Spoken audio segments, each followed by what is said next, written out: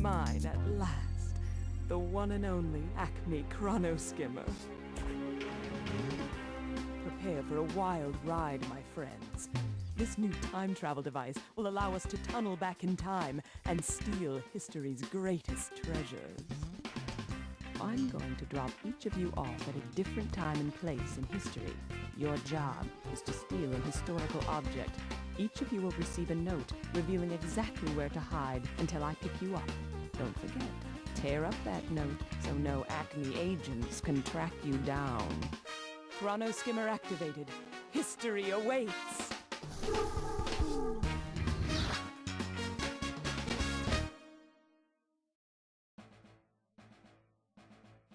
Welcome to Acme Time Net Time Pilot. We've got a major problem. Carmen Sandiego, the world's most notorious thief, just stole our Chronoskimmer. What's a Chronoskimmer? The only time travel device on the planet, that's all. Now Carmen and her cohorts control it, and they're on their way to steal historic treasures from the past. If they succeed, all of world history will get thrown out of rank. Only one person can stop them. You! I'll tell you how. Wherever the Chronoskimmer goes, it leaves a time tunnel behind. Think of it as a passage between two holes in the fabric of the time. It was a problem we never got around to fixing, and it's a good thing we didn't, because now you can follow the thieves' trail through the time tunnels. There's the time portal. So jump in and I'll give you more details while you travel. It's takeoff time, Time Pilot!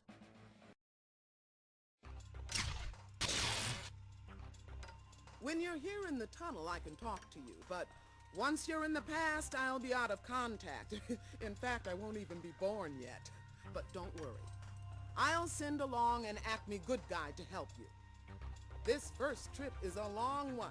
You're going all the way back to ancient Egypt, where there's something vile on the Nile. Queen Hatshepsut should have taken the throne by now, but it hasn't happened. Find out why. Here's Antiquity now. She's got your Chronopedia and your Acme time cuffs.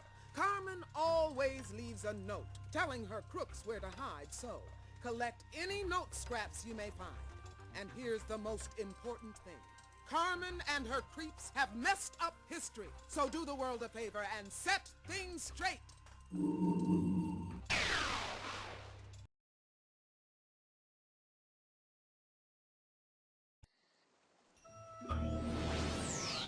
Whoa, time traveling always gives me a head rush. Cool. Hi there, pilot. I'm Antiquity, your trusty Acme good guide. We're in ancient Egypt, circa 1490 BCE. That's over 3,000 years backwards in time. We'd better get investigating. Just tap on that boatman to talk with him. Then select a question to ask him. Oh, and remember, I'm here to help. If you get stuck, you can ask me for advice anytime.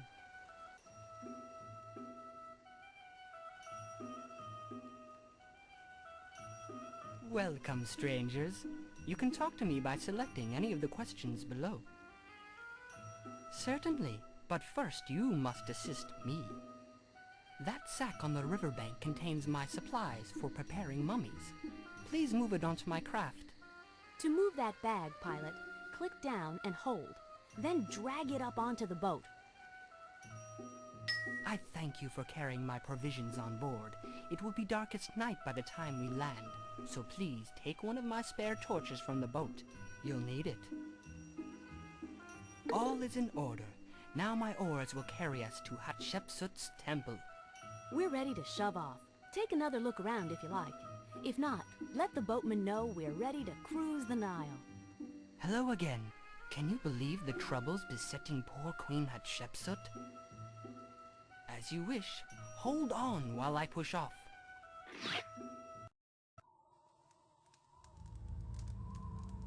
What a smooth trip down the Nile. Well, here we are at the temple. The woman over there must be Hatshepsut. Hey, that must be a shred of the secret note Carmen wrote for her thief. Once we find all the pieces of Carmen's note, we'll be able to deduce the thief's hiding spot.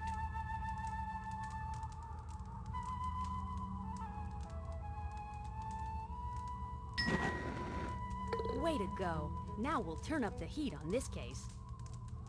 Good day, travelers. Have you come to offer aid? Observe the distant tomb in the Valley of the Kings. Within, my head priest labors at the side of my late husband. Please, enter the tomb and help the head priest finish the mummification ceremony. All is in crisis. First, my husband, Pharaoh Thutmose II, passed from this life. And now I cannot even arrange for his safe passage to the next world, because someone has stolen the Book of the Dead. The Book of the Dead is not just any book. It helps us Egyptians prepare a body into a well-preserved mummy. The book is then entombed with the mummy, to serve as guide in the afterlife. If not properly mummified, my husband will be vulnerable to evil spirits. Only the Book of the Dead can guide and protect him in the realm of the dead. Hey, don't forget, we can always re-ask any questions we've already brought up. May the gods protect you. Welcome! Have you come to help me prepare the deceased pharaoh for his mummified voyage to the afterlife? First we meet a pharaoh with a fake beard. Now we need to make a body into a mummy. This is one strange investigation. Greetings, strangers! It's just you and me, and of course the mummy. Perhaps you'd like to help?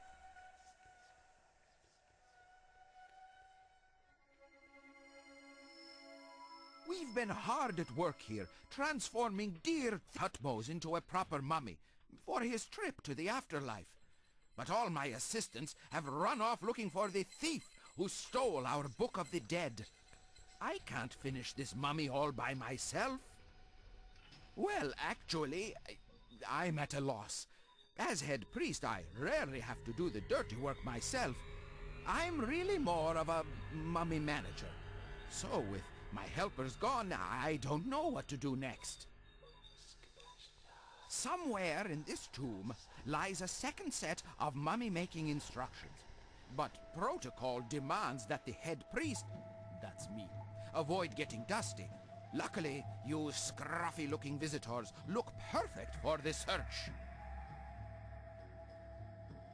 Not exactly. The instructions will help us finish making the mummy, but we'll still need the Book of the Dead afterwards. For now, let's just stick to the mummy making. Ah, you must mean my ceremonial mask. This mask represents Anubis, a fearsome god with the head of a desert jackal. Wow, it's dark as a tomb in here. Oh, yeah, we are in a tomb. Our time thief was in this tomb and dropped a piece of Carmen's note.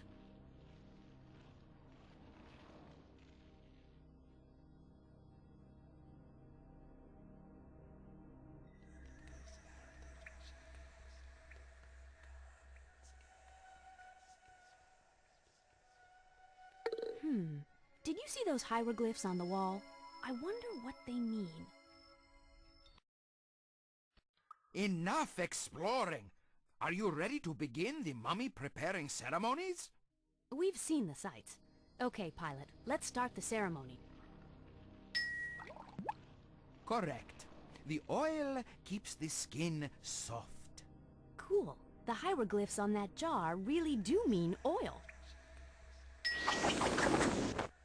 Ah, yes, that's right. This resin-soaked cloth protects the body from air and helps it hold the proper shape. Even in death, a pharaoh must keep up appearances. Excellent. More genuine hieroglyphs decoded. This mask is adorned with prayers to protect the mummy's head from evil spirits. Praise the gods! That's a wrap. We still need the Book of the Dead, but for now, let's move the mummy to the final burial chamber. Whoa, we're in the burial tomb. Let's dig out our thief and recover the Egyptian Book of the Dead. All right. That's the final piece of Carmen's note. Let's read it, then use the Chronopedia to figure out her hidden meaning. Once we do, we'll know the spot where our thief is hiding. I'll activate the time cuffs straight away. Once they're active, use them on the hiding spot indicated in Carmen's note. And remember, the Chronopedia can help us figure out what the Carmen note means. Bullseye! Carmen's note pointed to the king of the gods, and that means Amun-Re, the Egyptian sun god.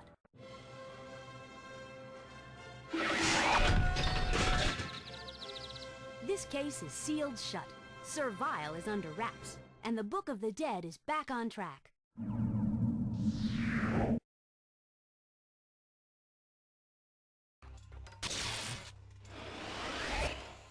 Let's go, Servile. We've got a nice, damp Acme cell where you can kick back and rust. You have put the lid on my dark deeds for now, Acme agents. But you shall never seal my armored coat! Congratulations! You snagged that sneaky Servile, bagged the Book of the Dead, and even managed to mummify a pharaoh. I salute you!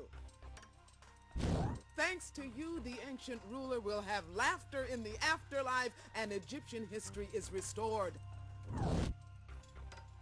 Great job! There's another case ahead if you want to take it. Ready to get right back to work?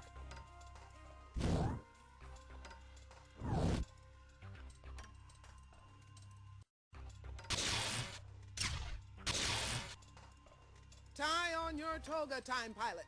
This time tunnel terminates in ancient Rome, circa 50 BCE, during Julius Caesar's reign. For some reason, Rome's amazing water system is completely dry. You'd better find out why. This case calls for a master engineer. That's why I'm sending along Acme's inventor extraordinaire, Ivan Idea, as your good guide. He's got your time cuffs and your next Chronopedia chapter. Good luck with the case, time pilot, and dip a toe in the Po if you get a chance.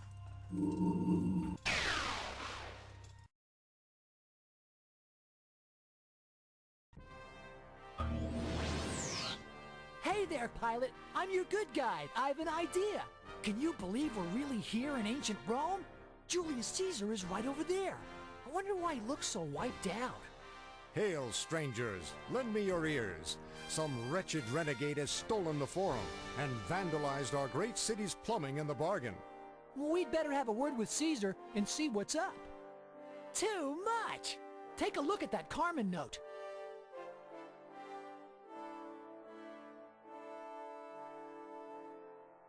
Good day, and forgive my distracted state. The sewers are in an uproar.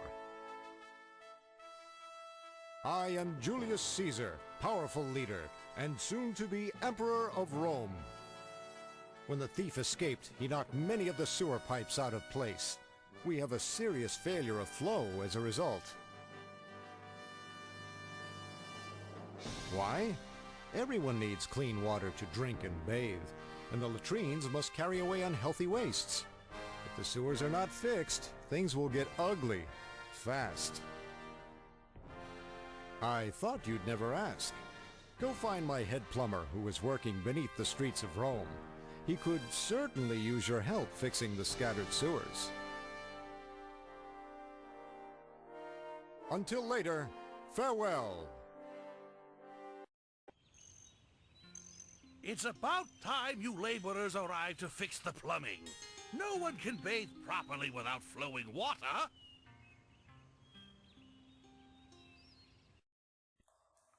Hail, friends. I could really use a hand. Hordes of angry Romans may come flooding down here at any moment.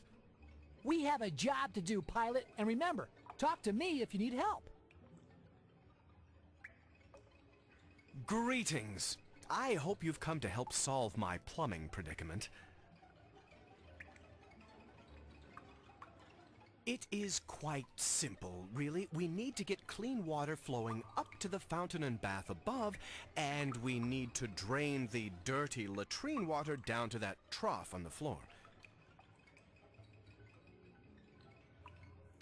Let's not move these lead pipes around till we've talked with the Imperial plumber. Hello there again. This broken...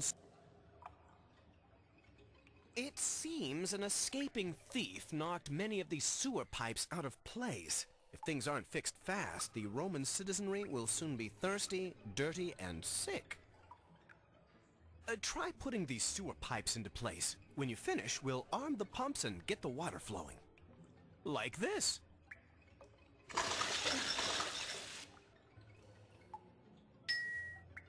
A Carmen note! Our thief must have pipelined right through here.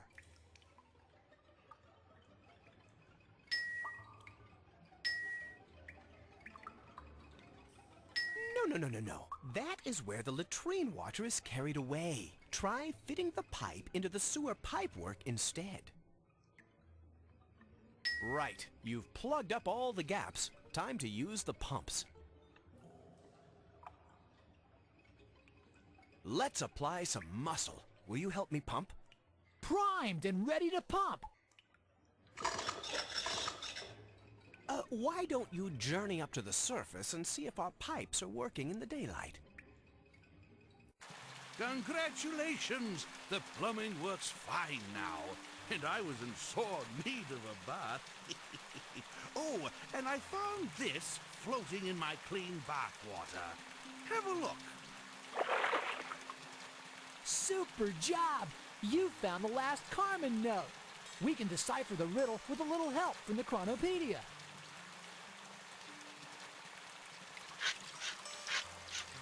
I'm charging up the time cuffs. Let's use them where the thief is hiding. Our plumbing is ailing no longer. In gratitude, I shall host a party in your honor. We can all wear our most elaborate togas. My first toga party! Stoked! Oh wait, almost forgot. We're here to catch a thief. Sorry, Caesar. We'll have to catch a Roman scene some other time. As you wish. All the 7 hills of Rome, thank you.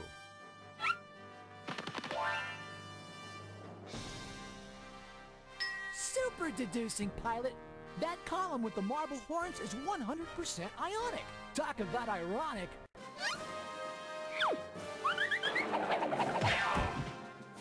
We've cracked the case and captured the diabolical Dr. Belljar.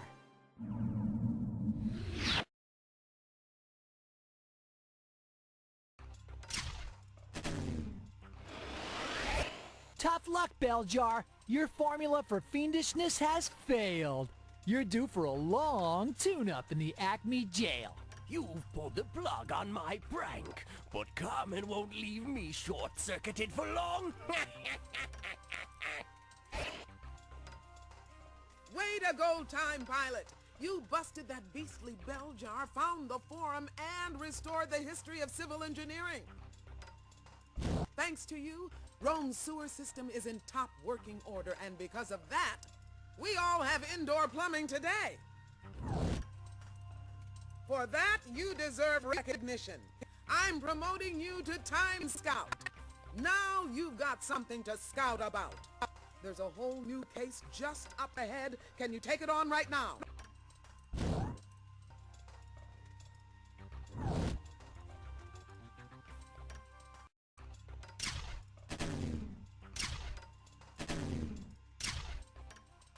Your next stop in time is the 11th century. You'll land in Vinland. You know it as North America, but no one will call it that for another 500 years. Leif Erikson and his band of Vikings should have departed for Greenland by now, but they're going nowhere fast. Find out what's holding them up. I'm sending Rock Solid to be your good guide. Rock's an expert explorer, and in the wilderness of Vinland, that's just what you'll need. He's got your time cuffs and another Chronopedia chapter. Good luck scouting, Time Scout!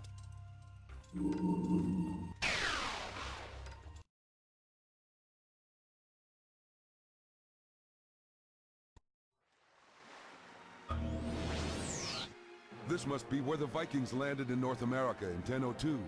But the Vikings should have sailed home by now. We better find out what went wrong.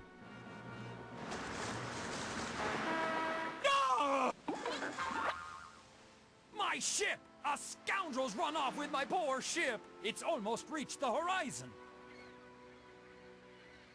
By Thor's hammer, my ship has been pilfered. I must summon my crew for a thing. A thieving rogue took our ship. Without it, we'll be marooned in Vinland forever. Alas, no, but I did catch a whiff of something vile in the air. I'll keep an eye on the ship, while you summon my crew for a thing. A thing is an assembly of Norsemen, gathered to make an important group decision. This democratic practice was brought from Iceland to Greenland by my father, Erik the Red. With a fleet of 25 ships, my father, Erik the Red, sailed from Iceland to settle Greenland in 985. Of course, everyone must contribute their opinion before a decision is reached. There'd always be doubt if we left someone out. Hurry back! Remember, just talk to me if you need any help, partner. Good eye. It's a scrap of Carmen's note to her thief.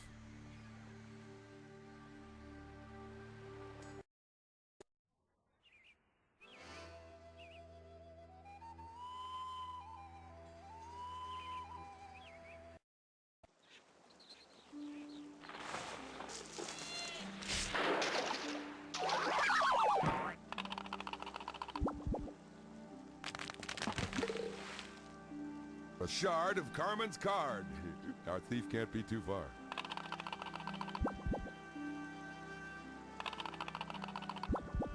Don't tell Leif, but this southern seafarer can't swim.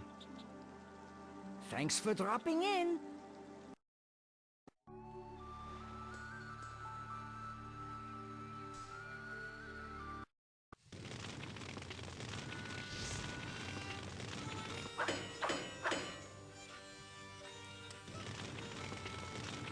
A nugget of pure silver.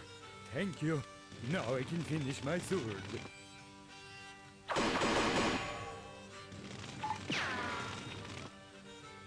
That's the last piece of Carmen's note. Let's decode her tattered text. Now that the note's together, it's time to fire up the time cuffs for an arrest.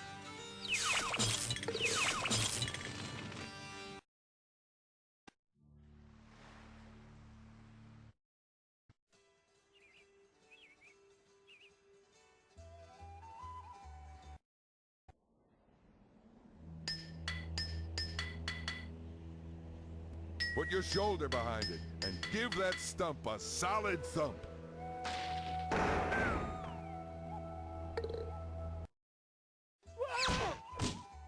Woohoo! This boulder's broken flat. At last I can carve out my runes.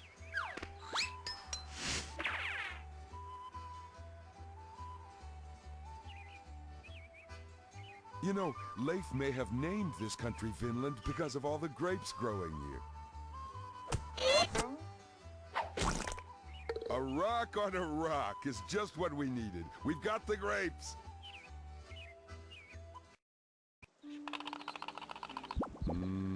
Those grapes look good.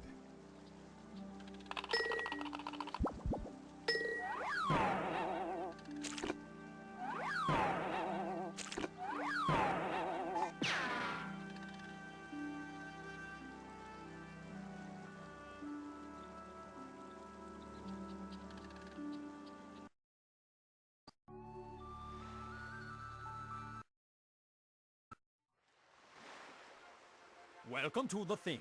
We have a decision to make. Shall we recover the stolen ship and return home, or instead accept where Thor's hammer has fallen and settle here in Vinland? Personally, I would like to return to Greenland with news of our discovery. I've had enough fighting and raiding. Vinland is pleasant enough. We Norsemen should strike fear into the hearts of our enemies. Let's reclaim our ship. Now that the choices are clear, let's vote and decide what to do. All who prefer to remain in Vinland, show your cowardly mitts, and let no one say this thing is rigged. Now, all those noble souls who would prefer to reclaim our ship and return in glory to Greenland, please raise your loyal hands. Well, it doesn't take the wisdom of Woden to see that a tie won't help us decide. Let us reconsider the issues at hand. As I said, I vote we recover our Norse ship and sail home to Greenland. What are your votes? We should settle this new land for future generations of Norsemen, just as Eric the Red settled Greenland. We've been away from our families for 8 long months. Let's recover our ship and return to Greenland. Let's stay. Remember, there aren't any grapes back in Greenland. You think we should say something? What are you doing, landsman? Only worthy Norsemen can vote in a thing. But Leif, we are worthy Norsemen, in spirit. That's quite a claim. You must prove it. All Norsemen of worth know that we have named our days after the gods of Valhalla. Frey is the Norse god of sunshine and rain. What day comes before Frey's day? We say Thor's Day. That's right. But you might have been lucky, like me. I'm going to pose you one more question. Thor, the Norse god of thunder, wields a mighty hammer. What day comes after Thor's day?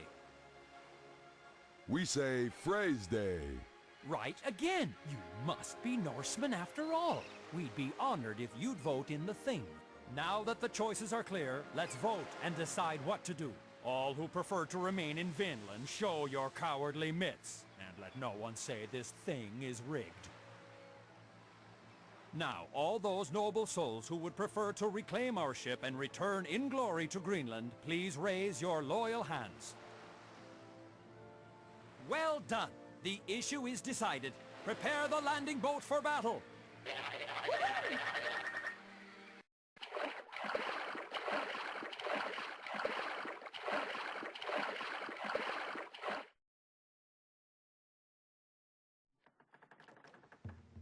Great job. With our help, the Vikings have reclaimed their stolen ship. The Vikings are ready to set sail, but we still need to catch a stowaway.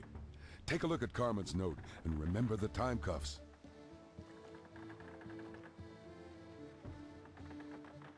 Of course! Our thieving rascal is hiding behind the steerboard to starboard.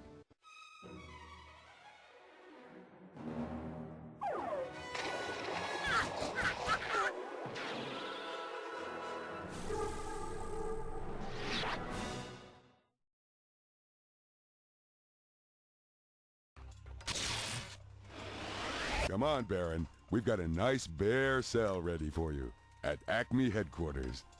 You may have caught me, but you'll never wipe away the Baron's gleaming grin.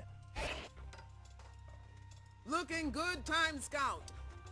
I must say, those Vikings have nothing on you in the toughness department. Oh, thanks, Rock. You restored Viking history, and thanks to you, Leif Erikson will make it back to Europe to spread the word about the New World. Well, Time Scout, you're quite an opponent. You apprehended the Baron, but there's no way you'll foil my next foray. It's already underway. Ta-ta. Sounds like the time crime wave is continuing. There's another history mystery to be solved straight ahead. Are you ready to take on the case?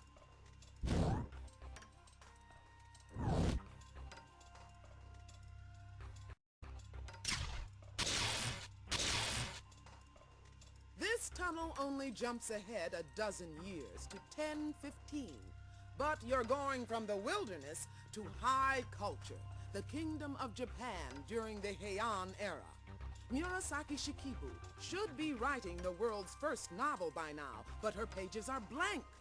Go seek out the source of her writer's block. I'll be sending along Acme's most artistically gifted good guide, Renaissance. She has your time cuffs, your new Chronopedia chapter, and all the culture you could ask for. Hope you look good in a kimono, Time Scout. Best of luck!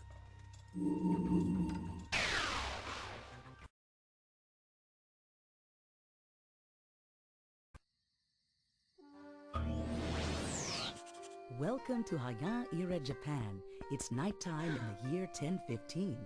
There's Murasaki Shikibu, who should be cooking up her famous novel, The Tale of Genji. But it looks like her creative sizzle has fizzled. My heart drifts aimlessly like the hours on a moonless night. I feel more sadness than I have for many seasons. What a syllabic slip-up! The Tale of Genji is supposed to be the world's first novel.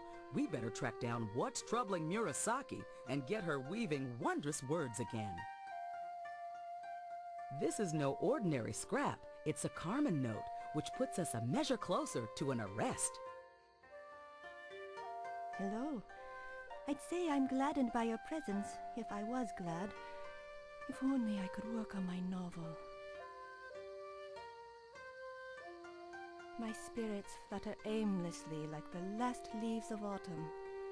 A thief has taken my book's first chapter, and with it, a piece of my soul. I can continue my novel no longer. Only the face of the full moon answers my inner questions. Can you bring it here to my room? Perhaps if you study the other rooms close by, you'll find cause for reflection. I was writing a novel. It's called The Tale of Genji. My novel is a long romance about Prince Genji and his many adventures in Japanese court life. I believe it's a very important work. I'm trying a new literary style called a novel. It's not a light tale. I look deeply into the lives of the characters and question why they do what they do.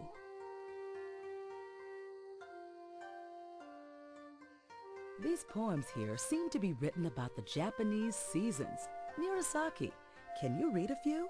What poem is your pleasure? Rain softly fingers our bright summer kimonos wrapped over yellow. Murasaki, can we hear another poem about the seasons? My pleasure. Which one would you like to hear?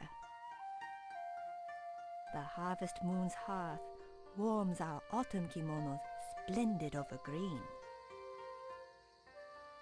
Murasaki, can we hear another poem about the seasons? My pleasure. Which one would you like to hear? Beneath Mount Fuji, our winter kimonos drift over brilliant red. Murasaki, can we hear another poem about the seasons? My pleasure. Which one would you like to hear?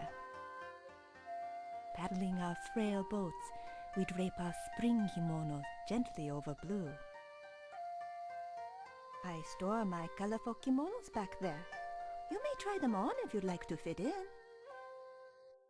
It takes two to tango. We'll need a jacket and the perfect lining to go with it. Now what should I choose? A beautiful jacket. Now hand me a colorful lining to go with it. What's up, Scout?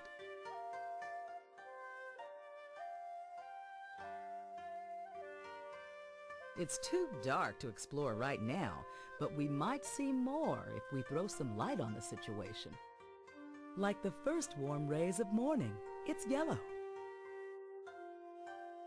Nope, two of the same won't do. I need one kimono and one lining.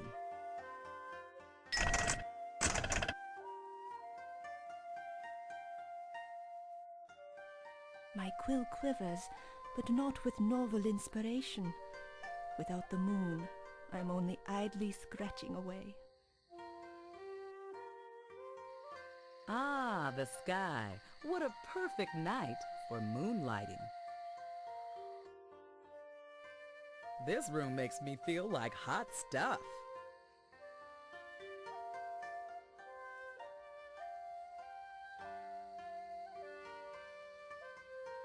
Bravo! Those hot threads set this place on fire!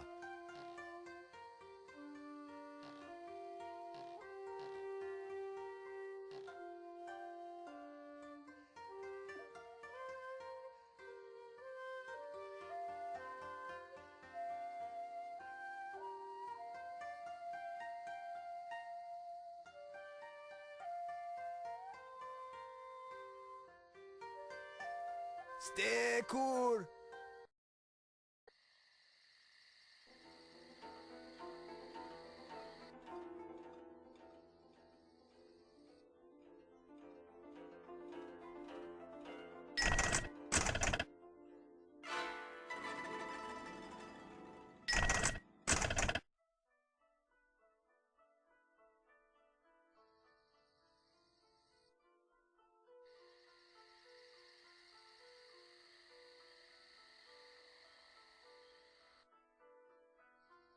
This is the season to turn over a new leaf. What an eyeful! Your kimono colors seem most suitable for my room. So long, don't fall out of touch.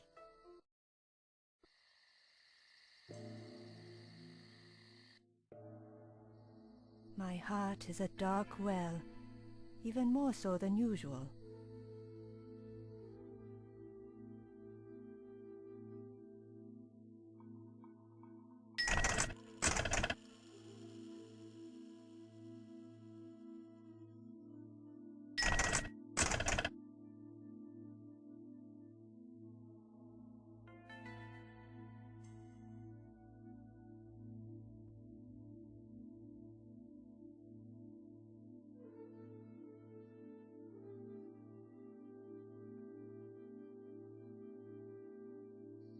My heart is a dark well, even more so than usual.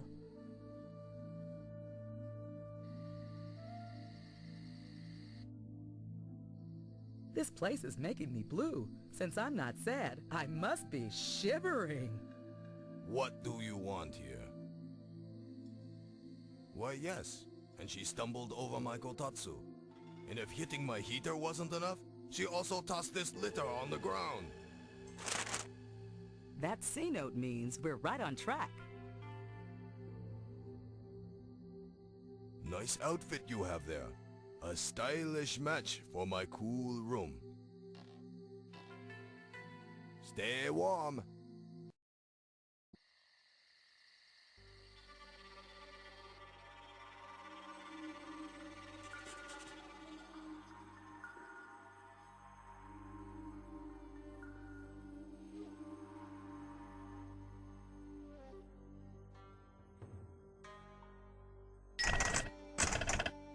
But does it match my eyes?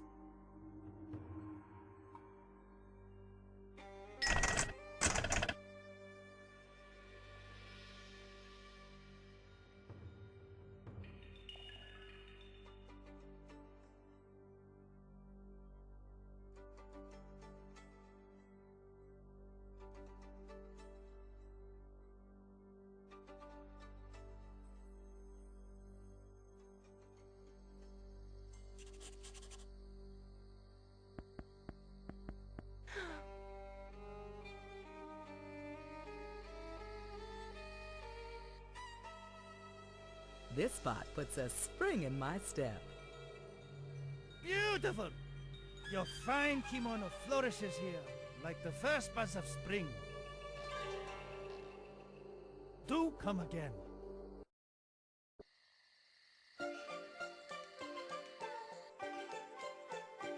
The moonlight's returned, and with it, my joy. I can write again. Just part of our job description. Ooh, what a little moonlight can do. This little moonbeam seems to have cast new light on the case.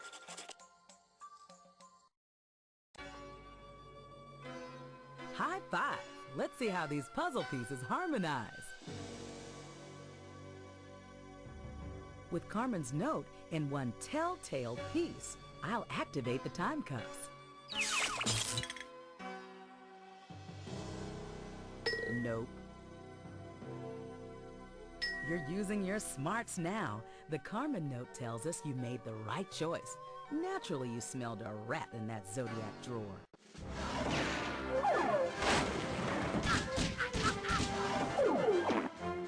Mediva's the last evil diva who ever darkened these doorways.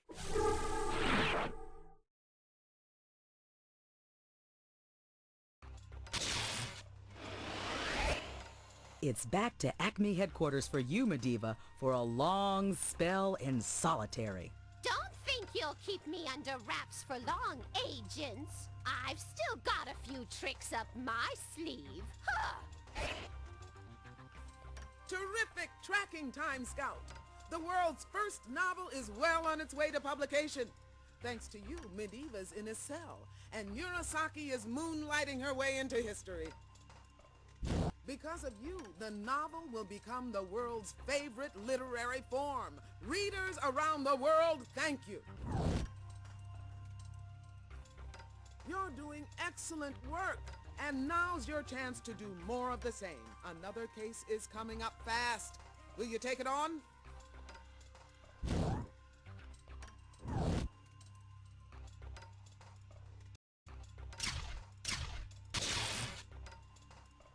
We're whizzing down the years to feudal England in the 9th century. By now, William the Conqueror should be done conquering and on his way to kinghood. But William's worried, and something's amiss. See what you can find out. Politics will be coming along as your good guide. If anyone can figure out the problems of an ancient political system, she's the one. Good luck, Time Scout. And don't swim in any moats.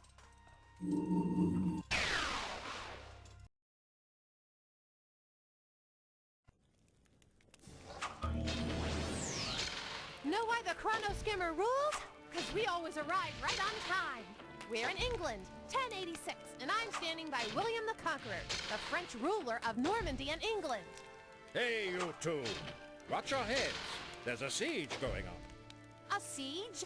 That explains all the soldiers outside. We'll help you withstand this siege, King William. That port is full of boiling water, which we pour down on enemies trying to climb the walls. It leaves them boiling mad. They heard. Hey! Quit it! Oh, that was my best siege uniform! Hail, friends! At least I hope you are friends. Those Saxons always seem to be knocking at my gates.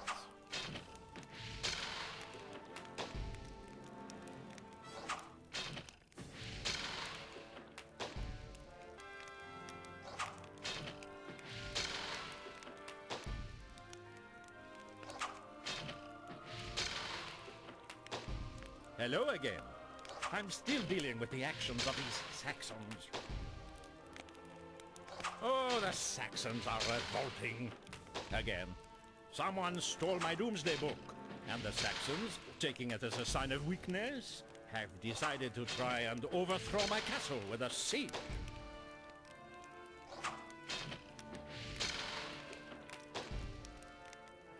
The Doomsday Book is a record of all the people and property in England, from the lowliest serf to the highest noble.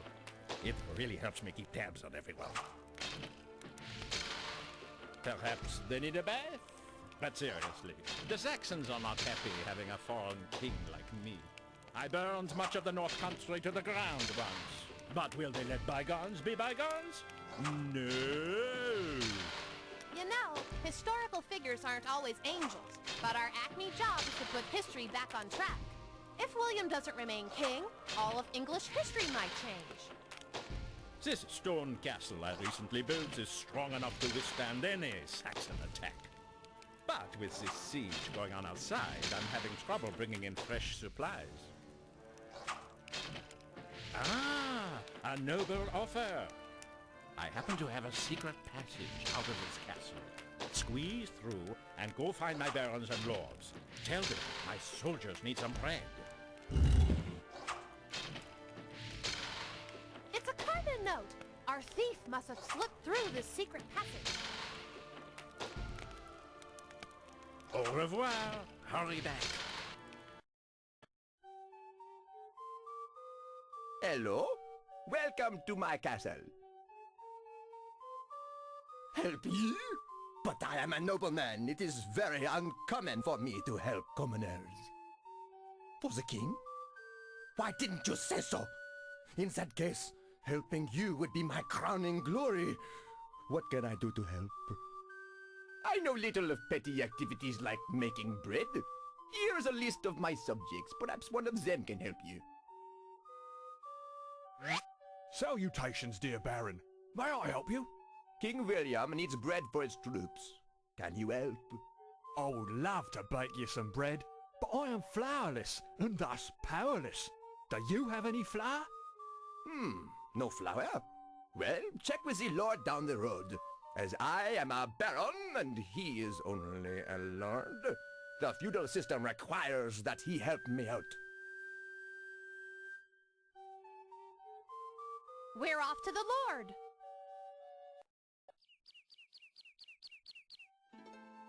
Welcome to my estate, travelers. The Baron needs flour? Well, I'm happy to help, of course. In fact, it is my feudal duty.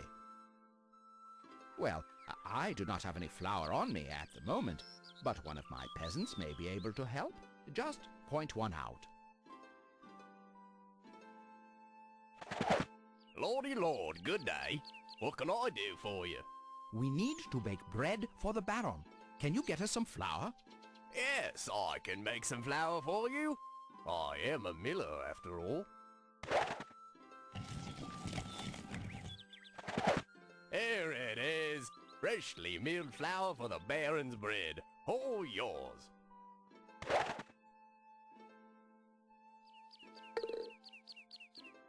Alrighty then. Let's head back to Baron DuPont.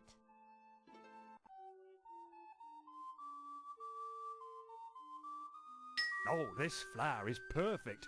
I'll see what I can bake up. Hold on. Voila! My best bread for the king's best men.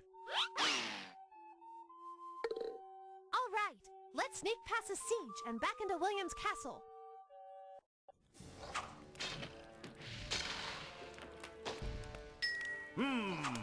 Fresh bread. My hungry troops and I thank you. And now, my next task. We need more weapons. Could you stop by the Baron's place and see if he has any swords? Absolutely. Happy to help, your kingship. Au revoir. Hurry back. Salutations once again. One of my subjects might give you the edge you need. With whom do you care to speak?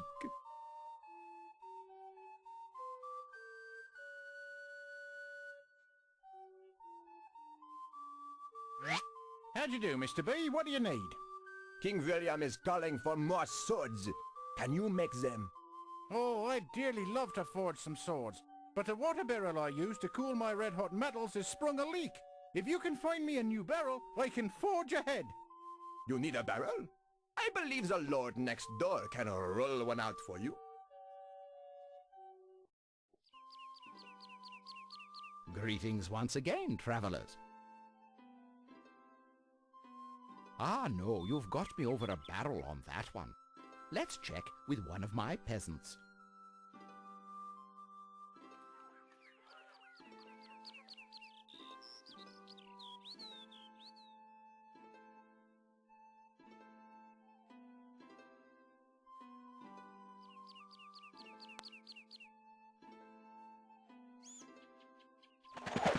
Hello, good lord.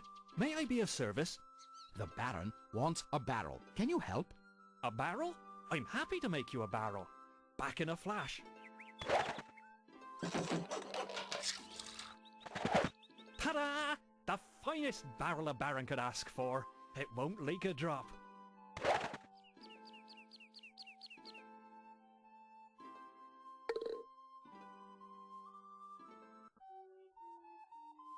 Ah, now that's a fine watertight barrel. I'll fill it with water and make some swords in no time. There you go. The finest swords in England. A real cut above the ordinary.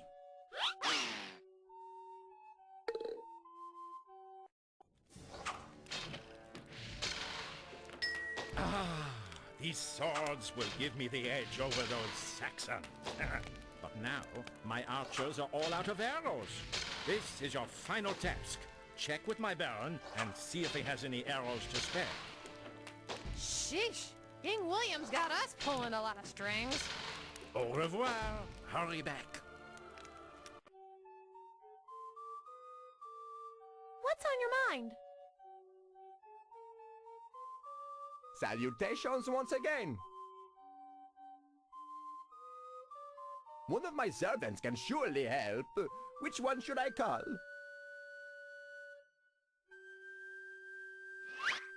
Good day to you all. What is the Baron's bidding? William's men need a new batch of arrows. Can you help? Sorry, I'd make you the straightest arrows in England, but I'm a little light on feathers right now. Do you happen to have any? No feathers for the arrows? You might be able to pluck some from the lord down the road. By feudal law, he is obligated to help me.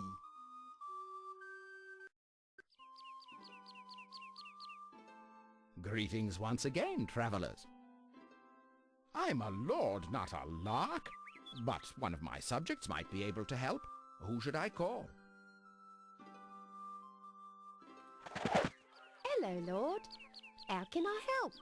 My friend the Baron requires some fine feathers. Do you have any?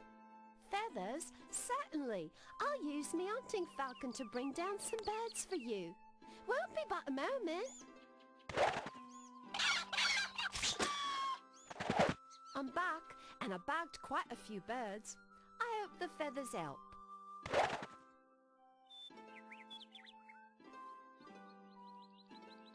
Silverific! You scored a shred of the Carmen note.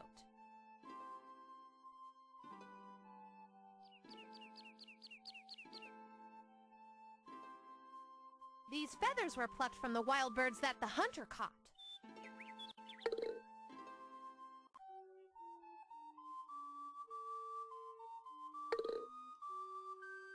Well, look at all these feathers. Just what a Fletcher needs. They'll make my arrows fly straight and true. Here you are.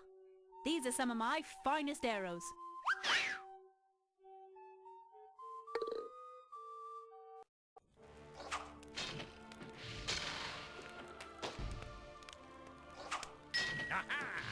Once I pass out these fine arrows, my men will easily repulse the Saxon siege. Victory is certain! How about joining me in a celebration feast? Well, I'm not sure, Your Kingness. Come on, you can do it cheap with my dancing bear. A dancing bear? Fantabulous! Count us in! William was right. The arrows we brought did the trick, and the siege is over. It's time to celebrate at this wild Norman dinner party. Yes, eat, eat. We Normans specialize in fine feasts. Superific! The final note of the Carmen note. Hold on. I'm activating the time cuffs. Dogs often roam the banquet hall sniffing out table scraps. Their thick fur can make for a handy napkin, you know. Sometimes, instead of bowls, the Normans ate soup using tough bread called trenchers that could soak up the grease. I don't suppose they used napkins either. Good thinking! The Bayeux Tapestry is a story banner telling how King William conquered England.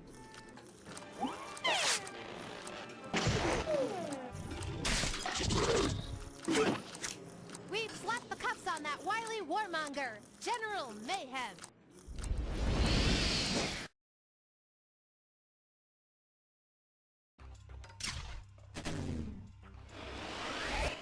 No more warmongering for you, General Mayhem. You're heading back to Acme. I'll just have to plot a whole new campaign while stationed in the Slammer. Congratulations! You clapped the cuffs on General Mayhem and put that big old Domesday book back on the shelf. Old King William is a happy conqueror. And thanks to you, England's noble traditions will survive the centuries. I've decided to promote you. Consider yourself a time trooper. Congratulations! If you like, we could troop on ahead where another case is waiting. What do you say?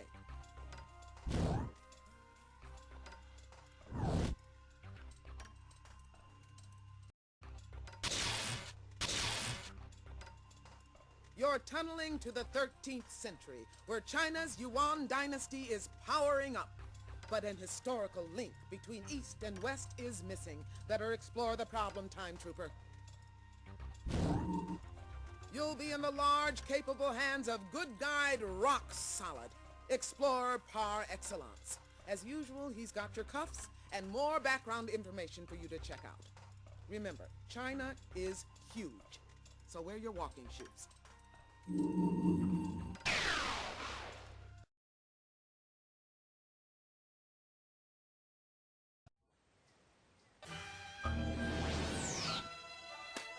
We made it, Trooper. We're in China in 1271. This year marks the start of the Yuan dynasty and the reign of Kublai Khan. And look, there's the wise Khan right over there. The Khan is not pleased. I was looking forward to a visit from the Polos, and now this. Say, the Khan looks pretty put out after scanning that scroll.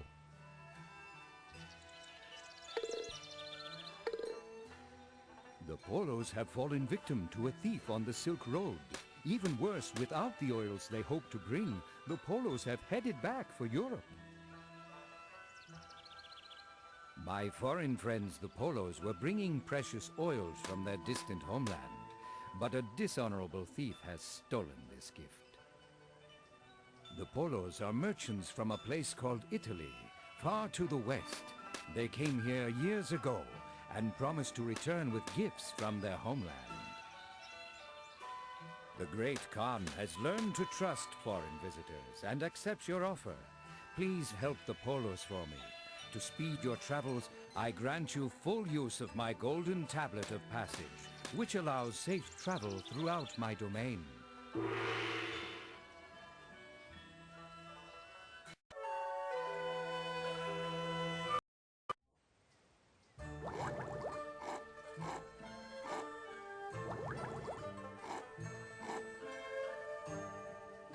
Hey, that's a piece of Carmen's note. The thief was here. Wow, those worms have an appetite just like mine. Big.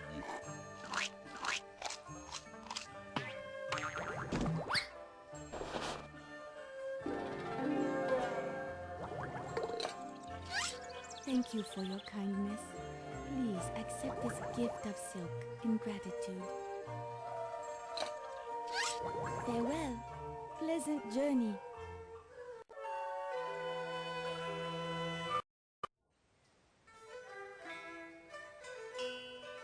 What fine silk! In return, I shall give you this porcelain bowl. And to prove my generosity, I'll add the spoon for free.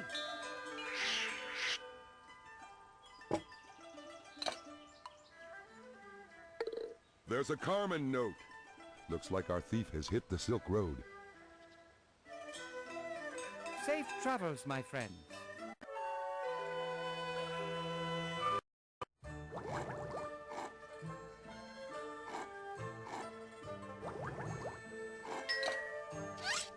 Many thanks for the new bowl. Let me give you this bowl and spinning spoon in return.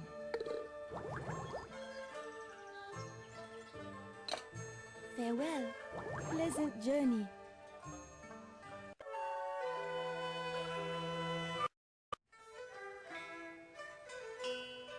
Safe travels, my friends.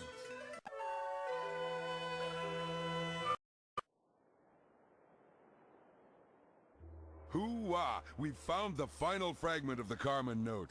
It'll help us find our fiendish Fink.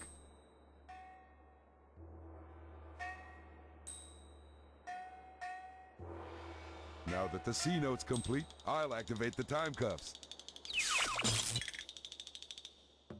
That's using your head! This compass will point us in the right direction.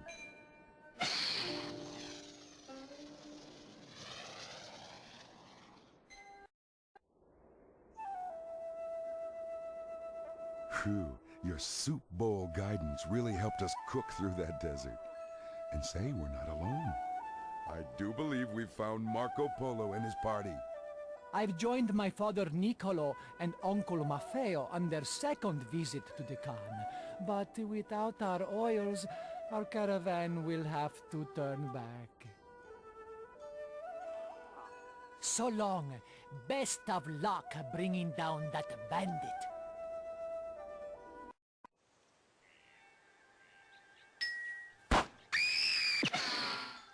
Nice job, Trooper. You really made that tiger turn tail.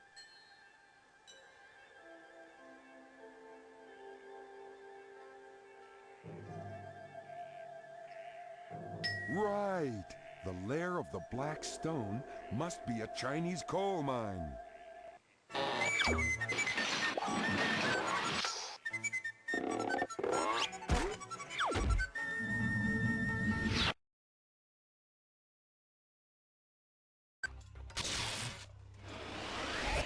Let's go, Jekyll and Hyde.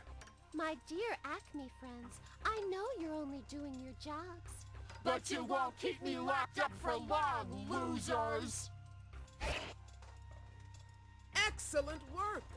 You rescued the Polo family, jailed Jacqueline Hyde, and did some pretty sharp bartering, too. Thanks to you, trade between Europe and Asia will blossom, changing the course of both cultures with a bang. Congratulations, Time Trooper! So, you've snagged another of my sidekicks. I'll admit it, you're a talented time trooper. But you'll never stop my next scheme. Looks like Carmen's causing more crime just ahead in time. Can you take this case?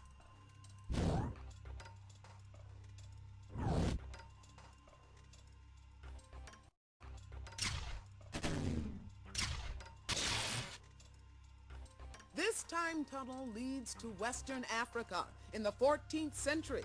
It's the height of the Mali Empire, and a pivotal pilgrimage should have hit the road by now. The problem is, no one's going anywhere. See what you can find out. If there's one good guide who knows great empires, it's antiquity. She's going with you, so look to her for guidance, time cuffs, and another Chronopedia chapter. Better dress for warm weather, Time Trooper. Good luck.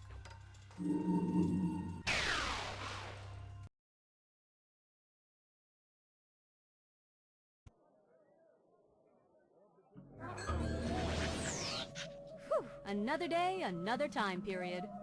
How's this for heat? Welcome to sunny West Africa in the year 1324. We're just outside the city of Niani, and the fabulous-looking fellow there is Mansa Musa, Emperor of the Mali Empire. Well, now, if that isn't the straw that broke the camel's back. A man most strange just stole my only block of salt. My pilgrimage cannot begin without it. Aha. Sounds like our thief needs to cut down on his salt intake. Sand blast it! A gritty character just absconded with all the salt. My most precious possession. Without that salt, we're going nowhere. Someone has stolen my caravan's only block of salt. If my followers hear of this, they'll surely disband. And do you have any idea how long it takes to get 60,000 people packed up and ready to go? Salt is essential for the body. It helps us survive long trips through the desert by replacing the salty sweat lost to the hot sun. Water alone is not enough. We must have salt too. Why, yes. How gracious of you to offer. Take my gold staff and trade it for the largest block of salt you can find. The success of my pilgrimage depends on you.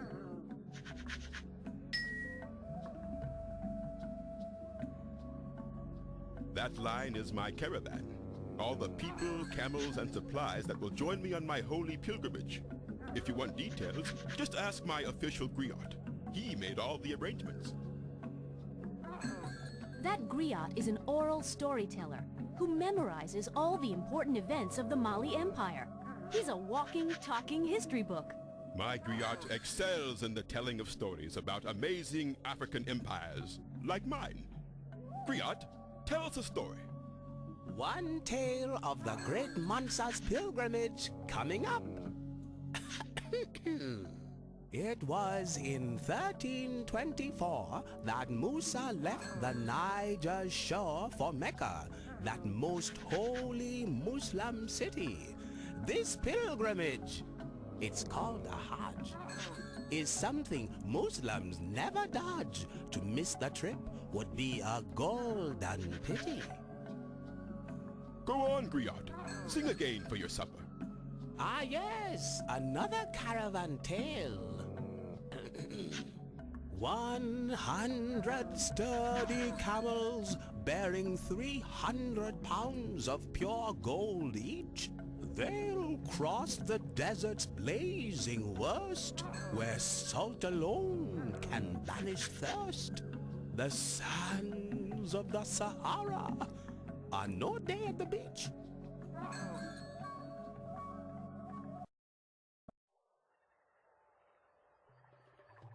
Good day, and what a fine day it is in the Bright Country. The Bright Country was a common nickname for the Mali Empire. Think about it. The African sun, the plentiful gold, and the friendly reputation of the Mali people. Makes sense, no?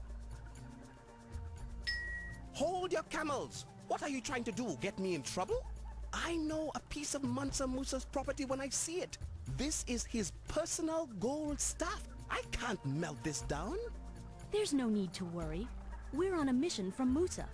He gave us the staff so that we could obtain some salt for his journey. Well, that is an interesting claim, but I'll need proof that Mansa Musa actually gave you his staff and that you didn't borrow it. Fortunately, I am well acquainted with Musa's pilgrimage. Answer my questions about it and I'll melt the staff for you. Sure, ask away. Okay, here we go. What is the Arabic word for a holy pilgrimage? Well done! Hajj is the Arabic word for a holy pilgrimage. All good Muslims are expected to make this important journey at least once in their lifetime. Permit me to ask another question. What is the final destination of Mansa Musa's pilgrimage? That's correct. Mecca is the holy city of Islam, over 3,000 miles away. All good Muslims are expected to go there at least once in their lifetime. Permit me to ask another question. During Musa's pilgrimage, how many pounds of gold will each camel carry? Correct! 300 pounds on each camel. It's a real treasure trove, and the Mansa will need all that gold to finance a long and extravagant journey to Mecca. According to the history books, Mansa Musa gave away so much gold while traveling that its value dropped in Cairo. His wealth and generosity literally put the Mali Empire on the map. Permit me to ask another question. Musa's journey will take him through an ocean of sand. What is the name of this vast wasteland? That's correct. The mighty Sahara takes up much of the North African continent. It is not an easy task to cross it, but Mansa Musa is a devout and determined Muslim. Nothing will stop him. My doubts are dispelled, strangers. I am well and truly convinced that you come as messengers of Mansa Musa.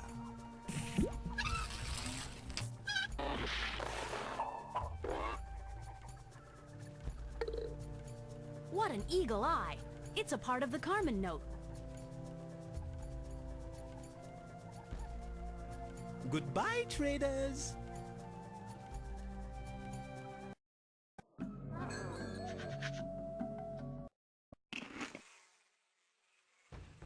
See the 20-foot-high walls behind me?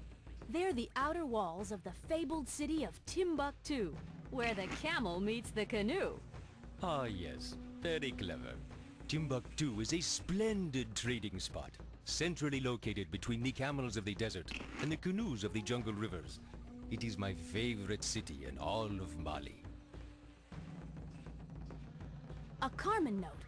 I thought something was afoot with this camel.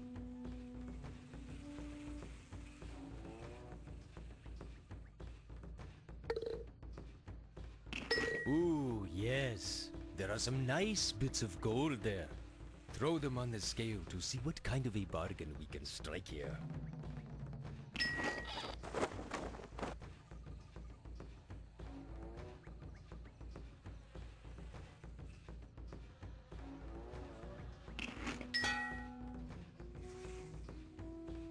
Nice blanket. Nice blanket.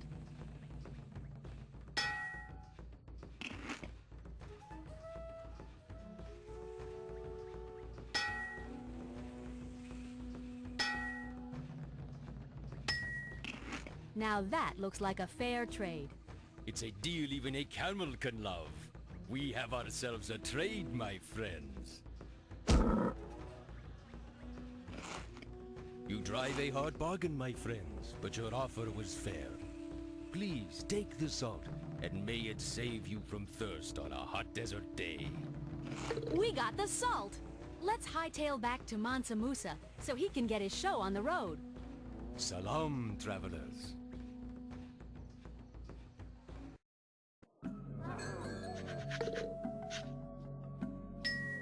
Distinguished guests, my gratitude knows no bounds. How well and faithfully you have obtained this most excellent and essential salt. I must alert my retinue. Let the glittering pilgrimage begin! Holy pilgrimage! You found the last piece of the Carmen note. Let's have a look. Good job. I'll activate the time cuffs.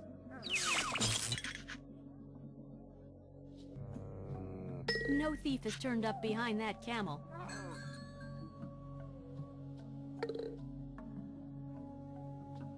Wow! The Chronopedia helped point us right at that camel, the leading ship of the desert. We've busted Bug Zapper. He's the electrifying thief everyone's been buzzing about.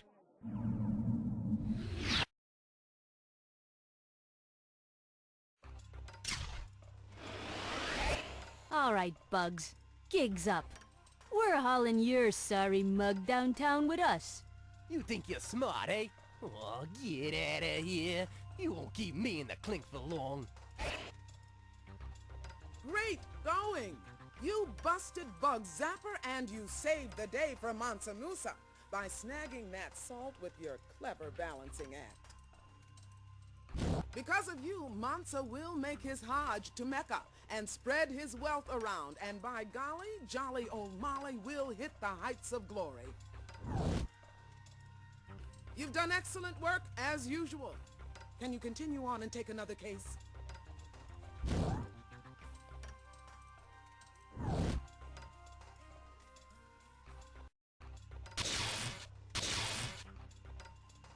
You're moving on to Germany in the 1400s, birthplace of mechanical printing.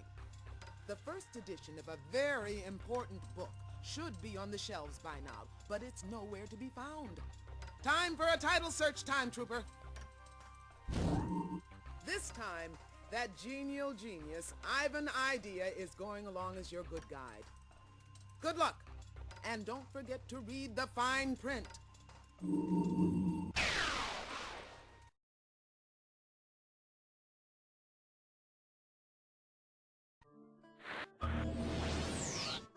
Tunneling through time sure beats taking the bus, huh, Trooper? Welcome to Minsk, Germany, 1454. Looks like we're in a printing shop and... Hey! That's Johann Gutenberg! We must be in the world's first printing shop. My masterwork has been stolen, gone before the ink was dry. And this mess, ink and printing type everywhere. I'll be the laughingstock of Minsk. Johann, my man, your troubles are over. We're on the case. You found a piece of the C-note. Pretty soon it'll be Carmen herself who's hanging out to dry. Very good. It is time to compose a noteworthy warning notice.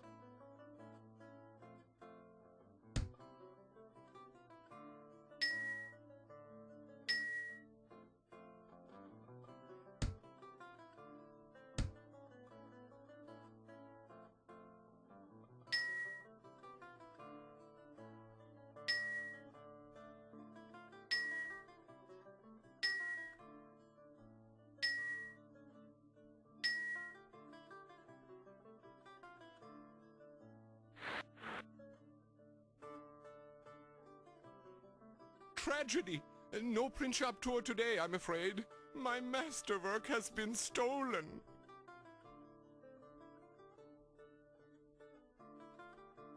My workshop has been robbed.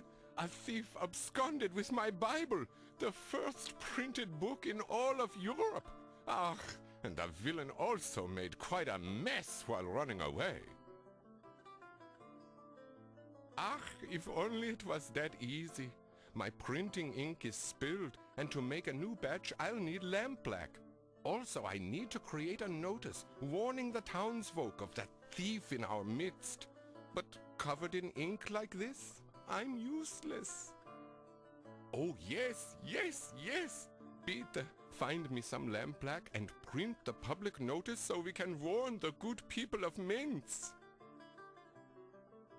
Peter, kindly remember to bring me some lampblack. Mein printing press is silent without it.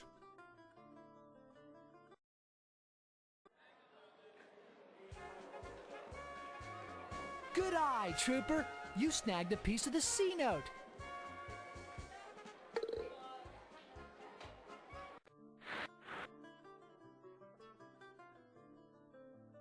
Wunderbar! The soot on this lamp comes from partially burnt oil. It's lampblack, just what I need to make a new batch of ink.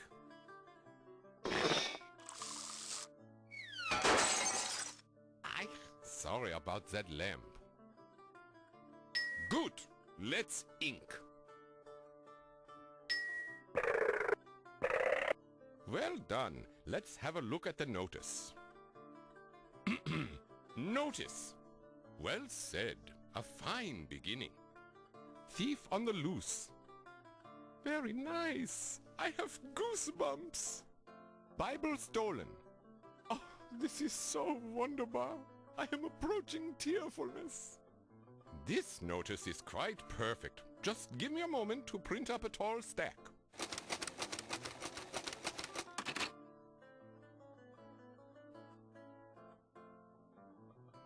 And voila!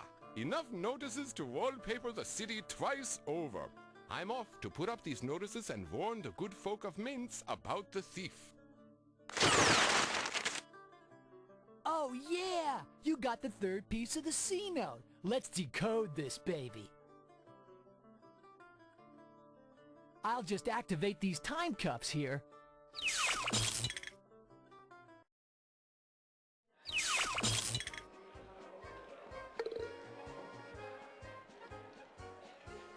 Elemental! Lead is the major metal in Gutenberg's type, and that's just where our thief is hiding.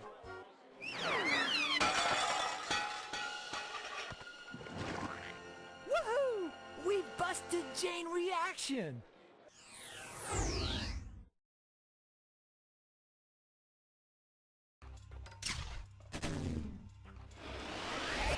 Your runaway reaction days are over, Jane. You're going on ice at Acme. Dream on, detectives. You've got me under control for now, but there's a meltdown coming soon, and her name is Carmen Sandiego. Way to go! You put the chains on Jane Reaction, mastered the printing process, and got Gutenberg back in the biblical bookmaking business. Thanks to you, the printed word will carry the world's wisdom to bookshelves throughout history. Librarians everywhere, thank you. Work like that deserves a reward. Hey, can you handle a promotion? Good, because now you're a time detective. And if you want to try your title on for size, there's another case brewing. Can you start working on it?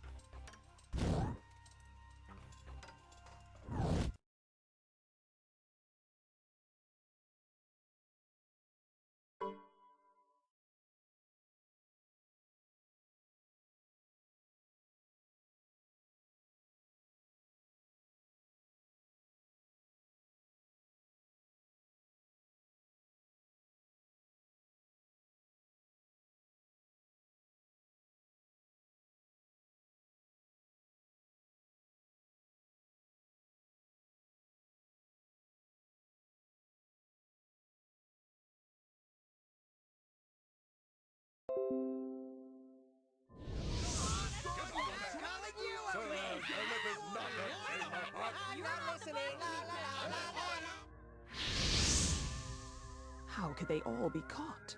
The dimwits. Looks like it's time for a jailbreak, Carmen Sandiego style.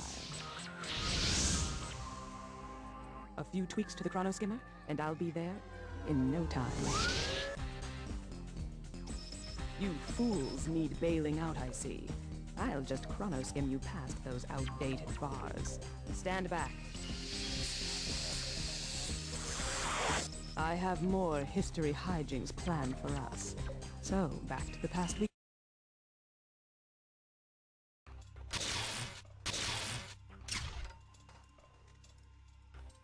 Time, Detective. I've got a major bummer bulletin. Carmen Sandiego has just chrono-skimmed into Acme Jail and then back out again with her heinous horde in tow. That's right. She used our technology to pull a jailbreak. How embarrassing. Now, we've reinforced the prison with trans-temporal laser bars, so another jailbreak can't happen. But of course now those crooks are back out there pilfering paraphernalia from the past. They must be recaptured.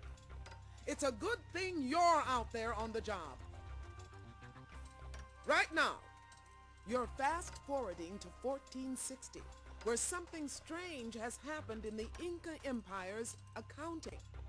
You'll have to straighten out this knotty problem. When you're visiting the center of a great empire, antiquity is the good guide you want on your side. Good luck up in the Andes, Detective, and don't get lightheaded in that mountain air.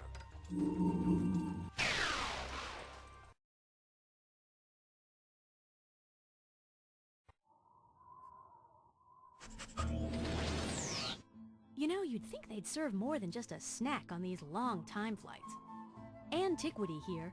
If you're feeling woozy, it's the altitude. We're way up on top of the Andes, smack dab in the middle of the Inca Empire. The year is 1460, and that's Emperor Pachacuti Yupanqui over there, the head honcho of the Inca Empire. May the mighty sun scorch the demon's eyeballs! Someone has stolen my Quipos! All of our records lost. My empire will fall apart at the seams without them. Whoa, he is losing it. We'd better investigate the situation. Whoa, hey, that's a Carmen note! The thief was here! My administration is in a shambles. The outer regions are already grumbling. My Quipos have been stolen. Without them, I can't keep track of things in my empire. A Quipo is a long strand of knotted string used to record numbers. It is very exact. I use Quipos to track all important numbers related to my empire, like population counts and inventories of food. You see, all surplus food made by the people is collected here in Cuzco. Then, if a particular region is struck by famine, I can send them some food from my royal stockpile. But without the Quipos to keep track of the supplies, I can't distribute things. Well, since the theft of the Quipos, my Quipo Kamayaks have been working overtime to recount everything. These royal accountants could really use some help. Go to the storerooms and speak to my head Quipo Kamayak. He will tell you what to do. Goodbye, and remember, millions of my hungry citizens are counting on you. I guess it's not easy ruling over 12 million hungry people. Talk about job stress.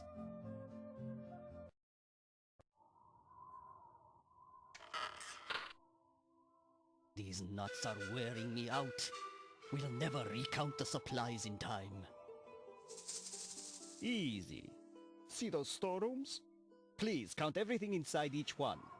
Then mark down the number by putting corn kernels on the nearest counting frame. Sure. By putting corn kernels in the empty spaces on the counting frame, you'll record specific numbers. Here's a big handful for you.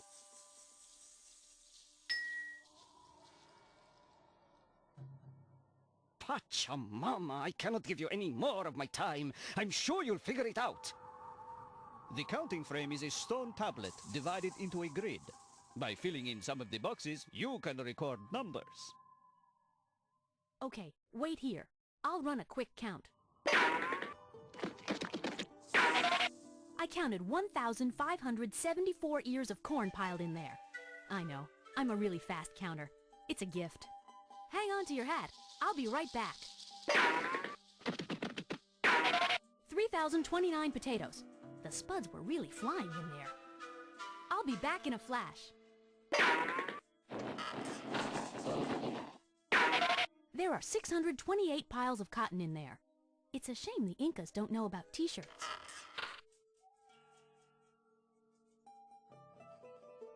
Okay, let's use that counting frame. Use the counting frame to mark down the number of corn cobs in the storeroom.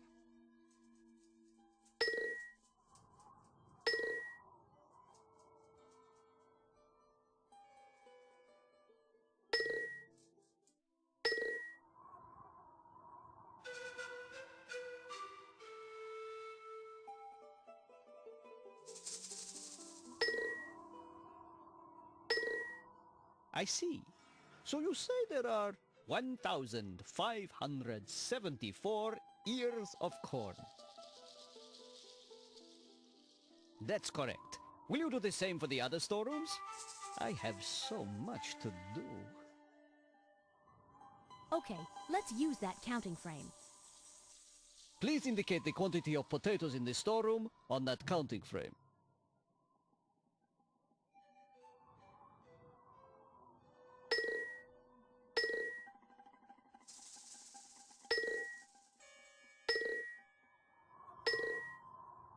By your markings on the counting frame, you've indicated there are 9,203 potatoes in the storeroom.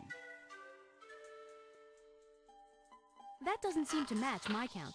We'd better try again. Okay, let's use that counting frame. Please indicate the quantity of potatoes in the storeroom on that counting frame.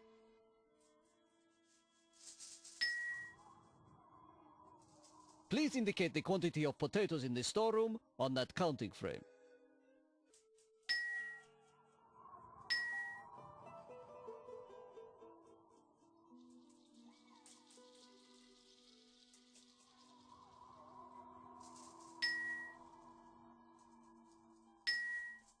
I see. So you say there are 3,029 potatoes. You have done me a great service. Don't stop now. Okay, let's use that counting frame. Please record the number of cotton plants here, based on the storeroom inventory.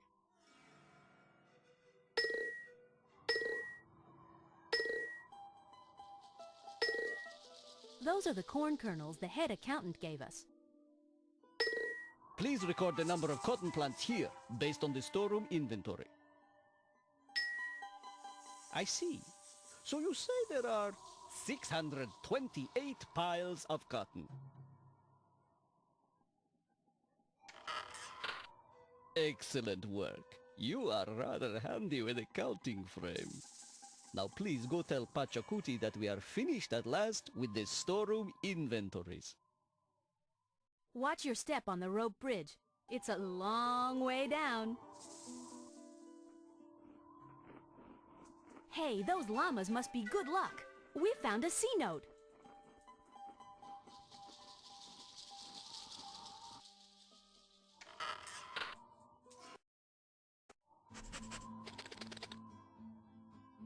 Hello again, my faithful friends. What news have you? Ah, my profound thanks for your clever counting skills. But there remains one more important task to complete. Can you help me with it? I need to transport some food to a distant village suffering from famine. Please gather about 100 potatoes from my royal storerooms and load them on a llama. And let me know when the loading is complete so I won't worry.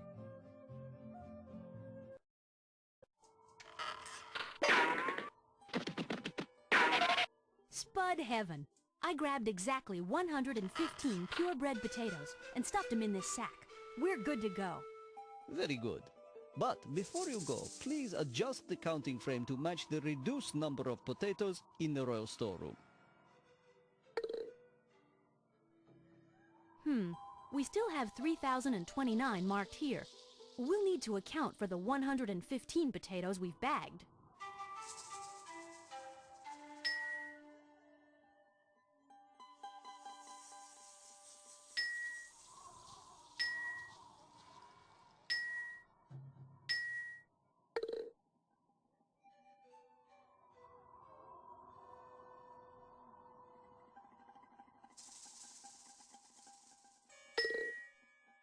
Those are the corn kernels the head accountant gave us. By your markings on the counting frame, you've indicated there are 2,914 potatoes. Perfect work, Detective. You've updated that counting frame to account for all the potatoes taken from the storeroom.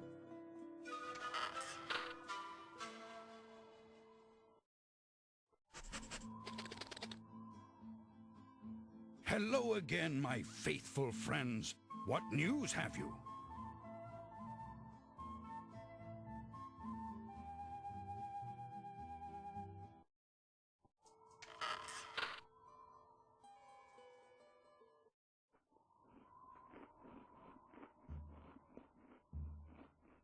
Perfect fit. Let's head back to Pachacuti and let him know the llamas are loaded and ready.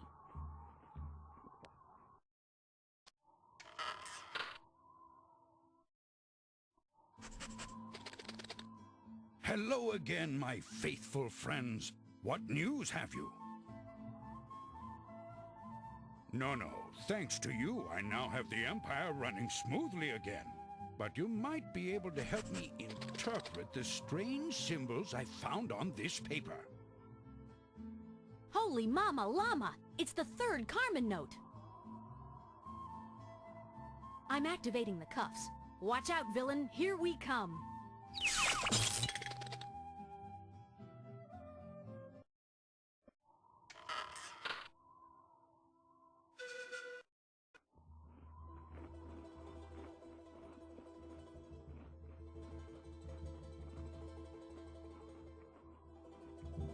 Nah, looks like they've got plenty to chew on already. Smart move. Silver was called Tears of the Moon by the Incas, so our thief must be hiding in that sack of silver. Time for a high-energy high five. We've nabbed Chain Reaction.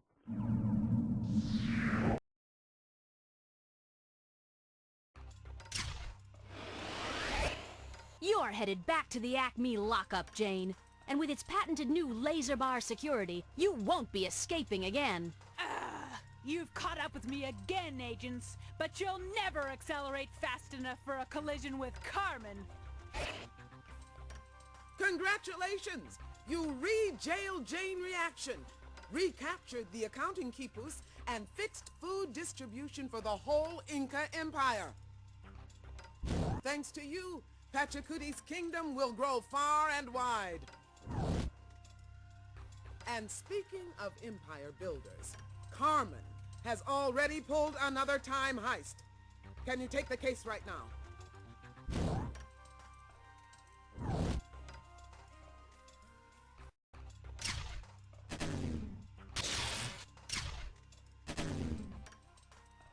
You're speeding toward the coast of Spain in 1493, where an Atlantic Ocean traveler is lost at sea. The folks who financed his trip are mucho worried, so you'd better try to find out what's causing the delay. Charting unknown waters is Rock-Solid's specialty, so he'll come along as your good guide. Good luck, Detective. I sure hope you don't get seasick.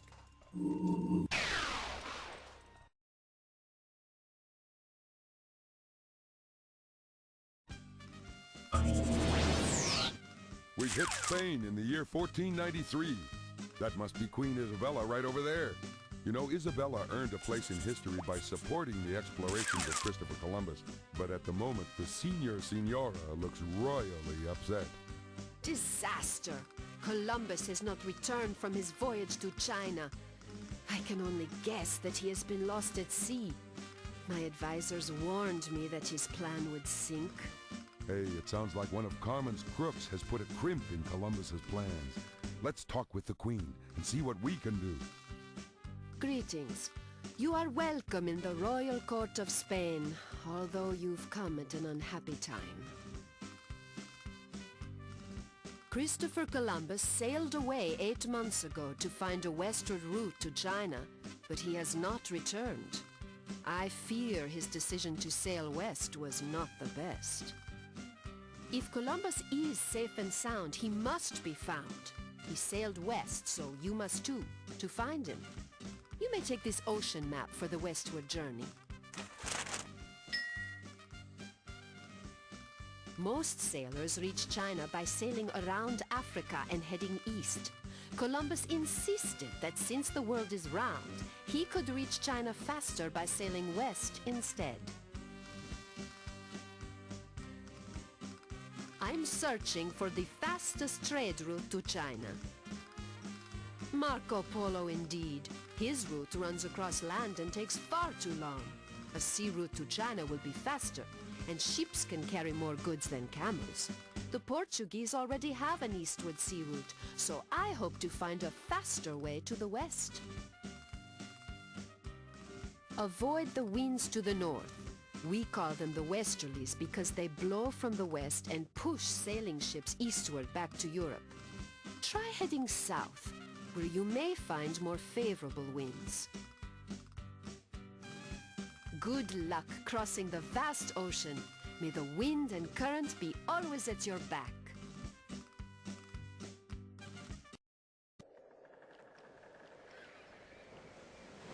We're almost ready to cast off. But first, let's learn to navigate. Use the mast to adjust the sail. When the sail is open, we'll blow with the wind. But when the sail is closed, we'll drift with the current instead. When you're ready, ring the ship's bell to start moving. You've found a message in a bottle, and it looks like part of Carmen's note. Keep this up and we'll have Carmen bottled up tight soon enough. The wind is whisking by to the west. The current is flowing west.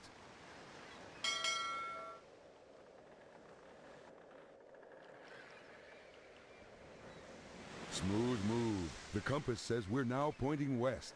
Let's observe the wind and the current. The wind is heading west, and the current is going east. Columbus is somewhere to the west, so the wind looks like our best bet. Try opening the sail to catch the wind, then ring the bell. Aye, aye, Captain. The sail is open, so westward blowing will now be going. Hold on to your hat.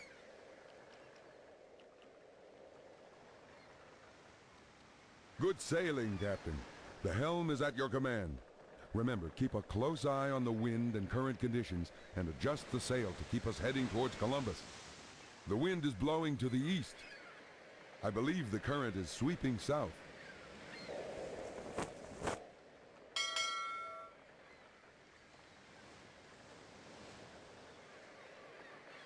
Nice exposure. That's a great view to the south. I believe the current is sweeping south. The wind is whisking by to the west.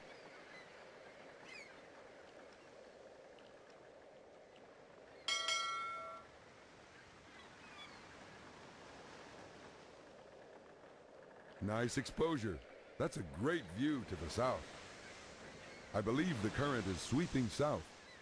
The wind is blowing to the east.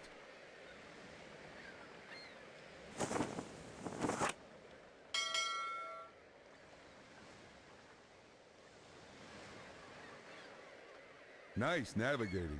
Now we're aiming east. I'd say the current is heading north. The wind seems southerly.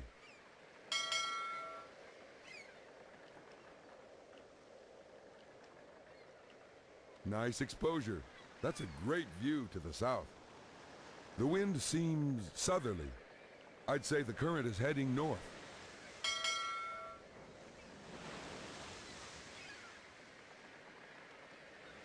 Nice exposure. That's a great view to the south. The wind is whisking by to the west. I believe the current is sweeping south.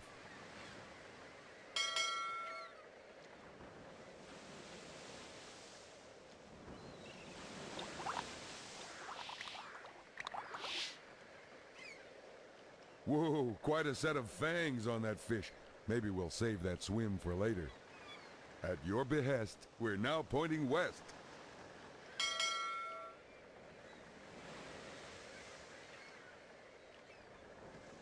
We're now pointing to the south. The wind is blowing to the east. I'd say the current is heading north.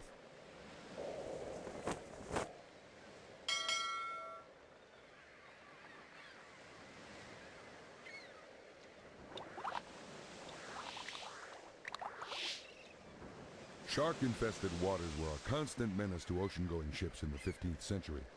During shipwrecks, the smell of blood in the water could call in hundreds of hungry sharks.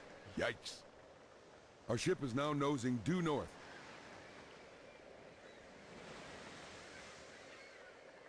I'd say the current is heading north. The wind seems southerly. The wind seems southerly. I'd say the current is heading north.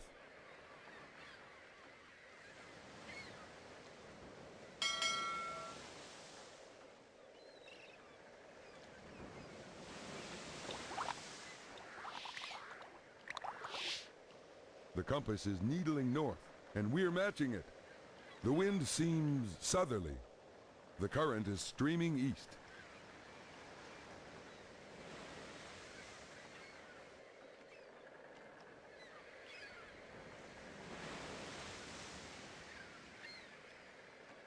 The wind seems southerly. The current is streaming east.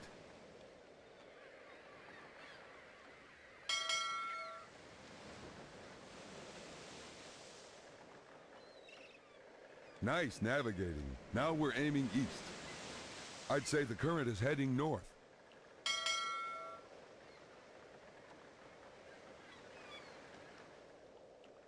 The compass is needling north, and we're matching it. I'd say the current is heading north.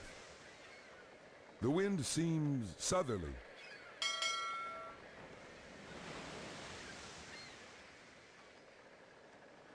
Our ship is now nosing due north. I'd say the current is heading north. The wind seems southerly.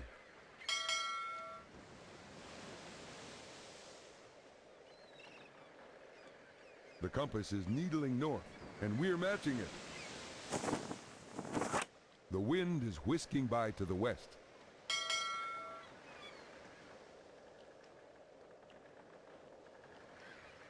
At your behest, we're now pointing west.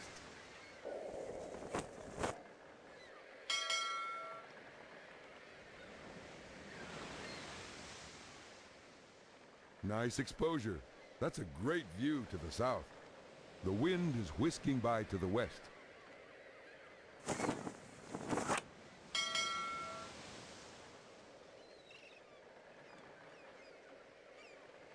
At your behest, we're now pointing west. I'd say the current is heading north. The wind is whisking by to the west.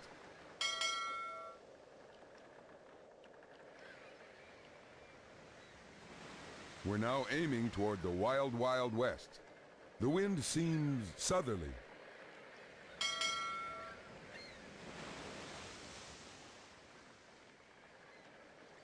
Nice exposure. That's a great view to the south. I believe the current is sweeping south. The wind is blowing to the east.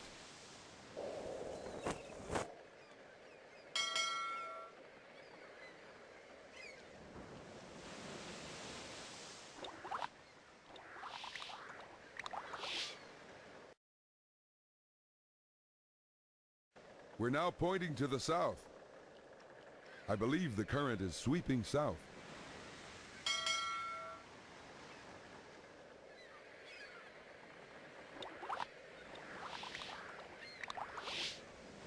Nice exposure. That's a great view to the south. The current is streaming east. The wind seems southerly.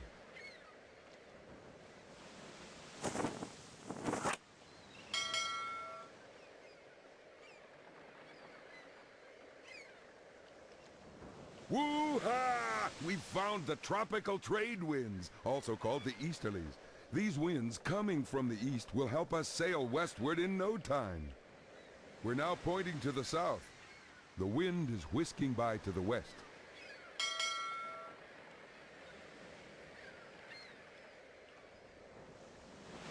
At your behest, we're now pointing west. The wind seems southerly. I'd say the current is heading north.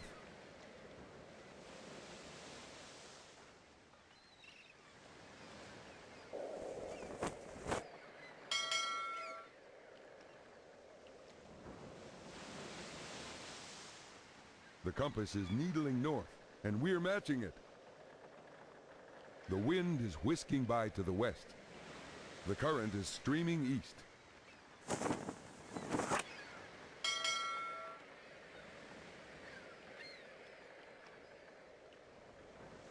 We're now aiming toward the wild, wild west. The wind is blowing north. I believe the current is sweeping south.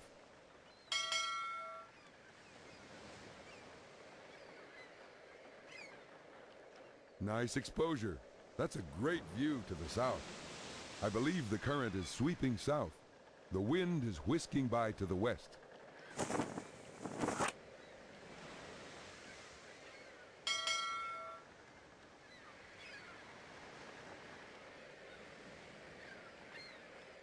The wind is blowing north. The current is flowing west.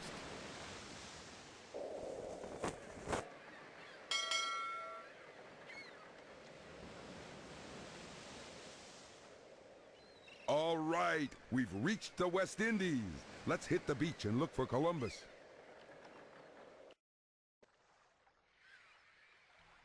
Say, I think we've made a discovery of our own. We've found Captain Christopher Columbus. Gentlemen, I assure you I have everything under control. After all, I'm Christopher Columbus. I'll find a way home. This scene feels sort of familiar, hey, fellow Norsemen? But a bunch of sailors arguing on a beach doesn't mean a thing.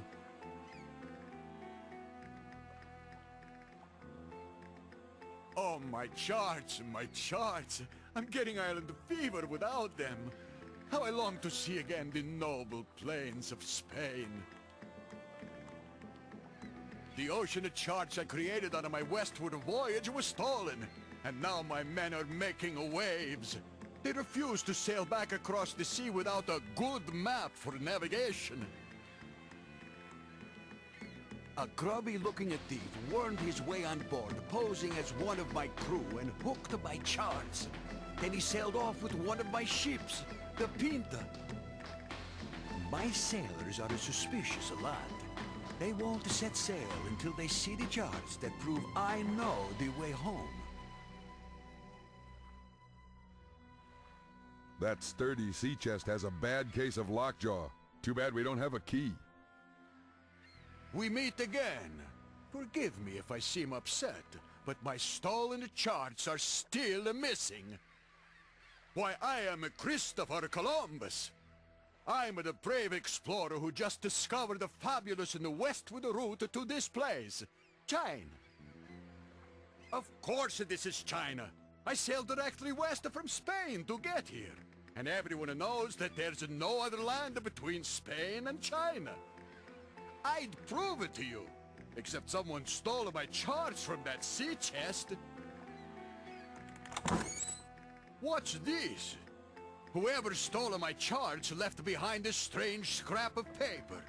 Hardly a fair trade. Say, that's a piece of the Carmen note. The thief must have dropped it in the chest when he stole Columbus's charts.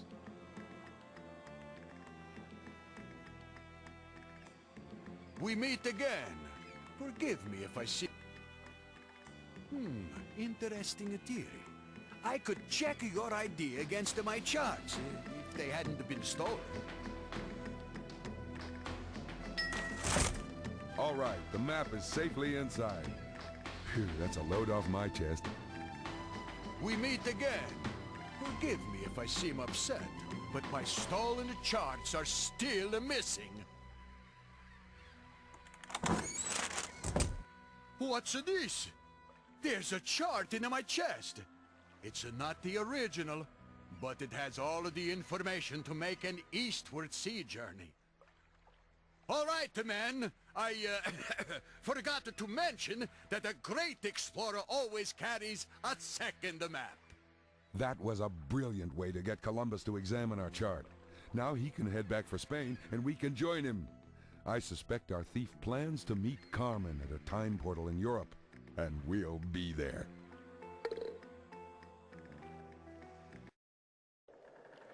It's good to be aboard ship again.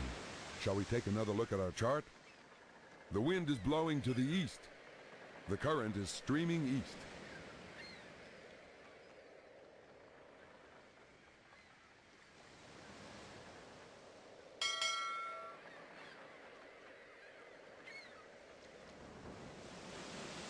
After that move, we're now easing eastward. The wind is blowing north.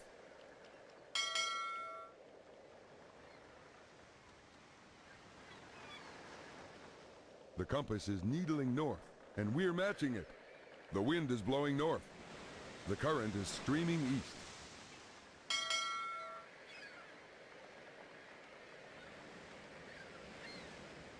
The compass is needling north, and we're matching it. I'd say the current is heading north.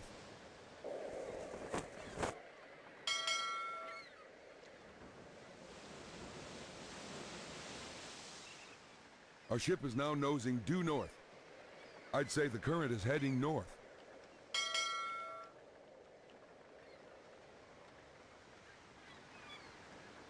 The compass is needling north, and we're matching it.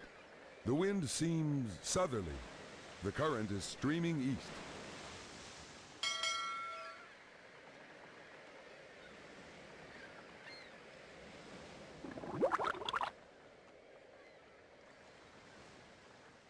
Good grief! I believe we've found the Sargasso Sea. Nice navigating. Now we're aiming east. I believe the current is sweeping south. The wind is blowing north.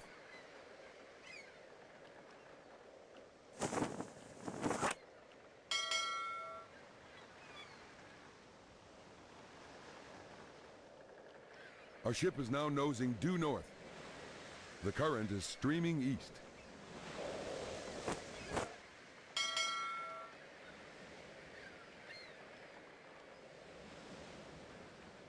We're in the westerlies. These winds coming from the west are blowing us straight east towards Europe. Nice navigating. Now we're aiming east.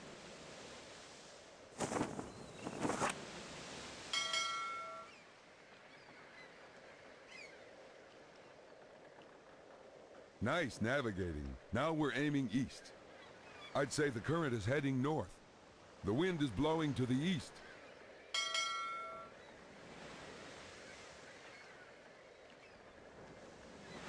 Nice navigating. Now we're aiming east. The wind is blowing to the east.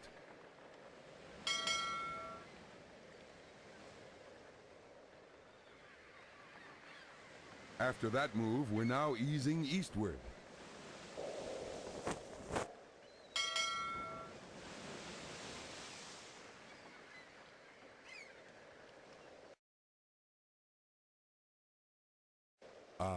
We're back in Europe at last.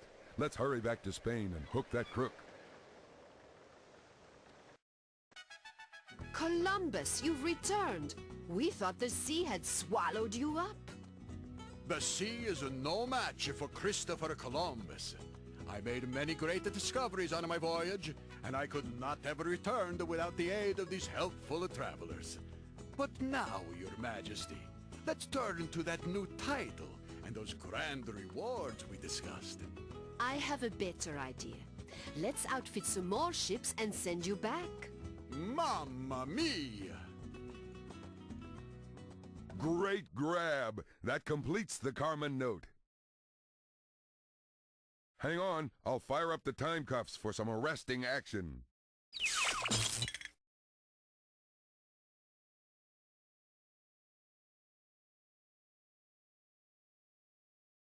The cuffs are active and raring to go.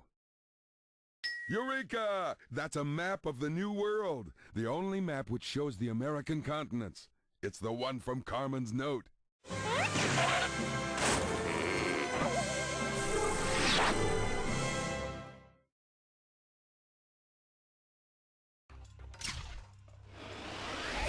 Huh, We've put the lid back on Dr. Belljar. And this time our case is airtight. Well, you've taken the wind out of this doctor's sail. But I doubt if you'll put Carmen in jail. Congratulations! You charted the way across the Atlantic, rescued Christopher Columbus, and put Dr. Belljar back in the can. Now, regular travel between Europe and the Americas can start. The biggest population shift in the history of the planet will happen thanks to your sailing skills. You're doing great work, and we need you to keep it up. Another crime has struck another time. Can you take the case?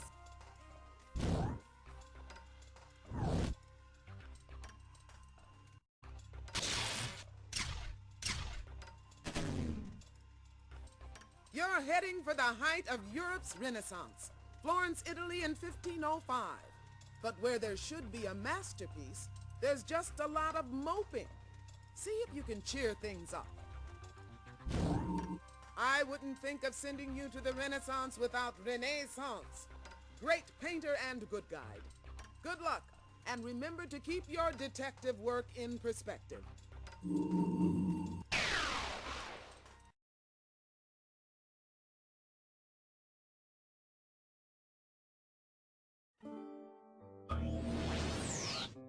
Hey there, hipster. Where are we now, you ask? Let's see. Italy, 1505. Yes, it's a Renaissance, all right. That fellow over there is Leonardo da Vinci, my artistic idol. I wonder why he stopped painting. Mona, how about the smile, eh? A little one. What good's my picture going to be without a smile? The smile's supposed to be the best part. What is a smiling? What is a laughter? What is a happiness when a thief can march right in here and take advantage of the trust of a genius? I am not amused. Not amused at all. That C note means we're right on track.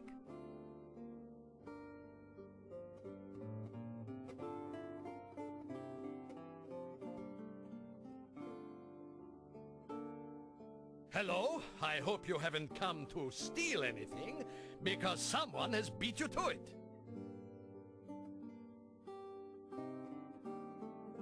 I can't get my model to smile.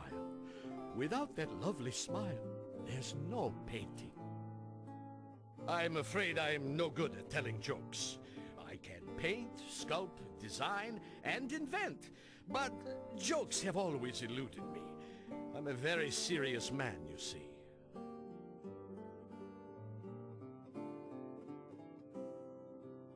We can't just split now. Let's ask Leonardo what we should do next. Hello again. Can you believe that shoddy machine? It's drained all the humor from the room. I usually hire some amusing jesters, and the smiles last all day. But this morning, a strange night fellow came in and offered to build me a jesting machine, using my own spare parts. I love a clever machine, so I accepted. It worked at first, but then there was a commotion, and the jesting just quit. The knight had vanished with my notebooks and damaged his machine during the escape. Now the jesting machine is useless, and Mona isn't smiling. That would be most kind of you, as I'm very busy painting. The sketches on the back wall should help, and there are plenty of spare parts in the other room. Ciao! Check this room. It's laid out in perspective. Perspective is an art trick, allowing the representation of three-dimensional space on a flat surface. It should help us distinguish between the different sized parts in this room.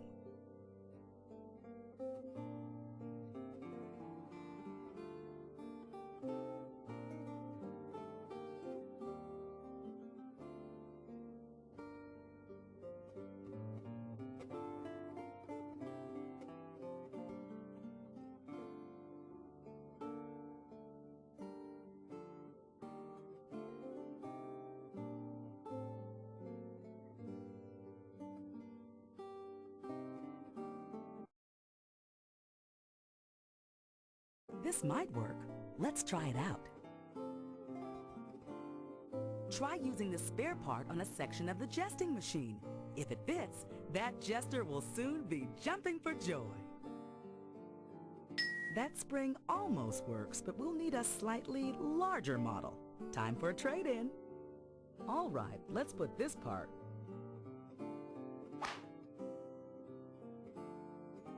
This one looks good. Try using the spare part on a section of the jesting machine. If it fits, that jester will soon be jumping for joy. Bingo! That's the right spring. Things will really be bouncing now.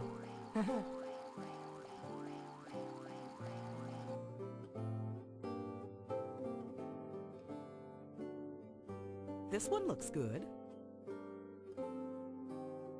Try using the spare part. All right,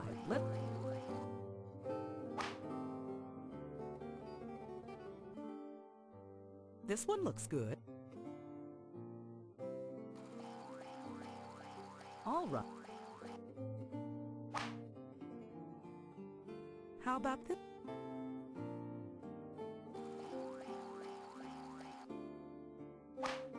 This one looks...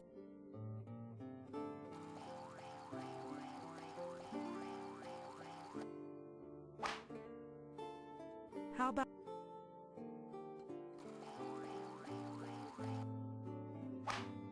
This might work.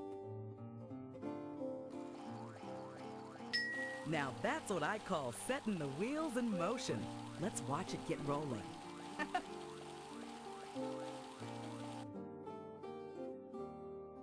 We're jamming now. A Carmen note was gumming up that gear.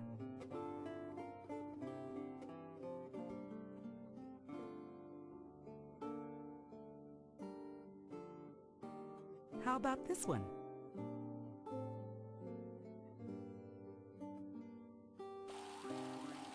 Ciao!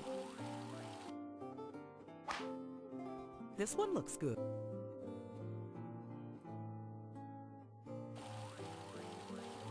Perfect fit. This piston rod is ready to start rocking. Echo! The machine is working again. And with Mona modeling, I might get some work of my own done.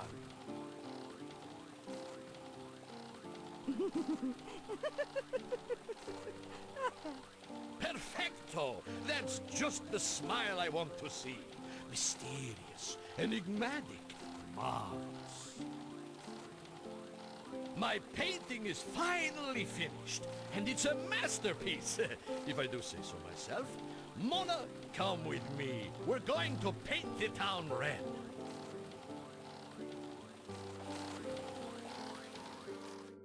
Whoa! That machine must have been the work of a vile villain, since no one in this age made a machine that could really fly. That makes Carmen note number 3.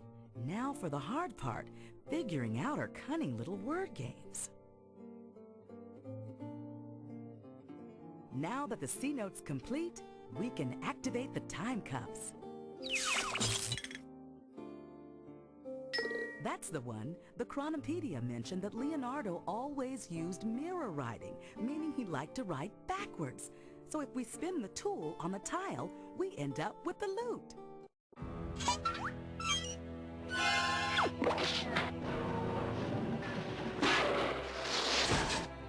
Right on!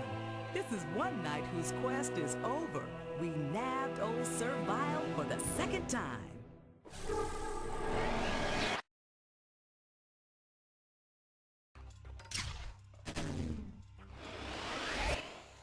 Back to Acme Jail for you, Sir Vile. Perhaps we'll put that plate armor of yours to good use this time as license plates. Fie! I am recaptured. But do not gloat, ye Acme rogues. Lady Carmen still roams free. Well done, Detective. You subdued Sir Vile again, got the machinery in order, and helped Leonardo get a chuckle out of Mona Lisa. Thanks to you, art and science of the Renaissance will keep coming together in wild new ways. Excellent work, as usual. Yes, you are quite a worthy opponent. But in the end, I'll outsmart you. I've got much grander plans underway.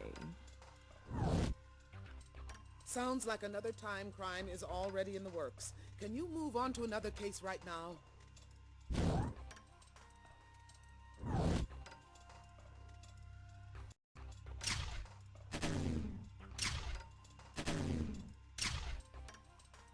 Your next stop in time is the 16th century, in the heart of Central America. The century's most important Aztec ceremony should be starting right about now. But instead of worshiping, there's just a lot of worrying. Better see what's shaking. Here comes your good guide for this trip. Antiquity. No one knows ancient empires like Anne, so you're in good hands. Good luck and good searching.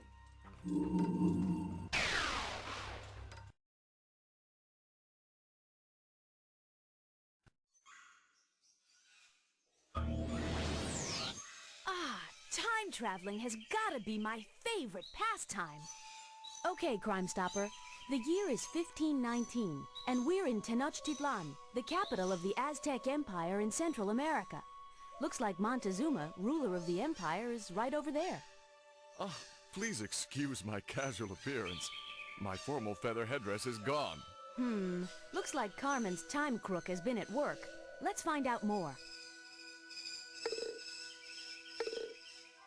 Greetings, my friends. If that headdress doesn't turn up soon, heads are going to roll. A thief heisted my royal headdress and headed out of here. If I don't get it back, I can't perform the rituals tonight properly, and the world will come to an end. I could make another headdress, but the feather worker who makes my feather clothes has flown the coop. It's always hard to find good help.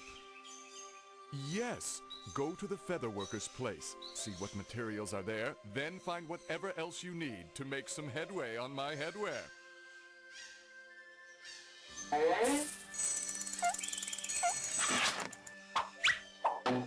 Ah, my prize pet snakes.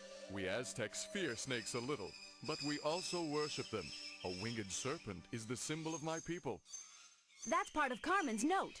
Our thief obviously slithered through recently. Farewell. What a mess! Some scatterbrain left things scattered all over the place. Nope, bad fit.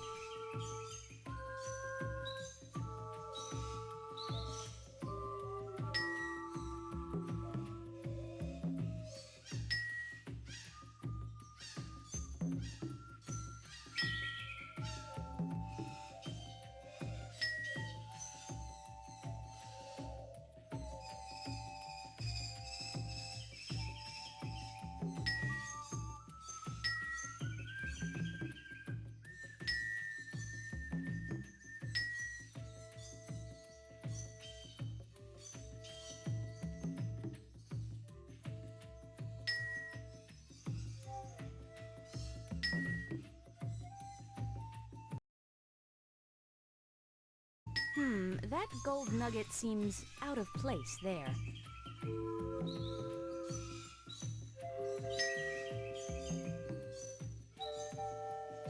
That wooden frame looks perfect for assembling Montezuma's headdress.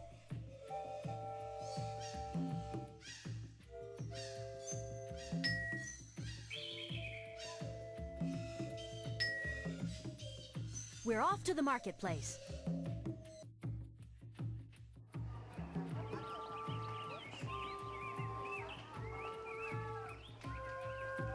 Excellent. What would you like to trade for?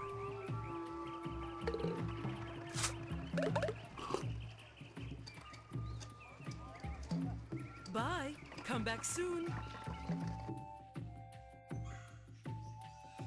We're off to the marketplace.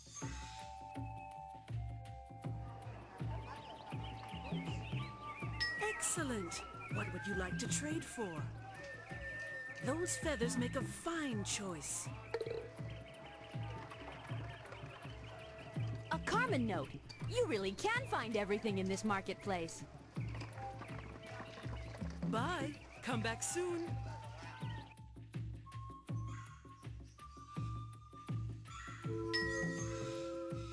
Back to the palace.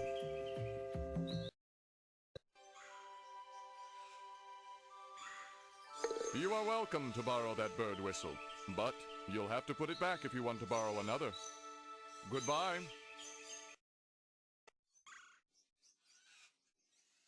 Okay, we've fed some feed into the feeder.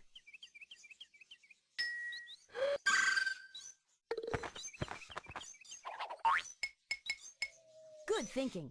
The blue Katinga had to drop that feather before it could munch up any maize. All right, back to the palace. Farewell.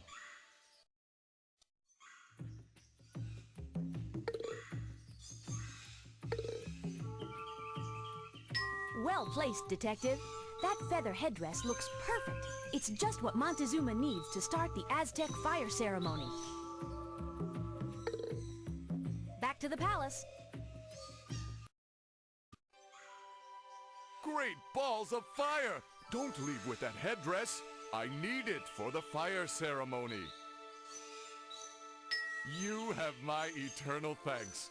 With this royal headdress waving on my head, I'll have the world fluttering at my feet. Time to start the ceremony.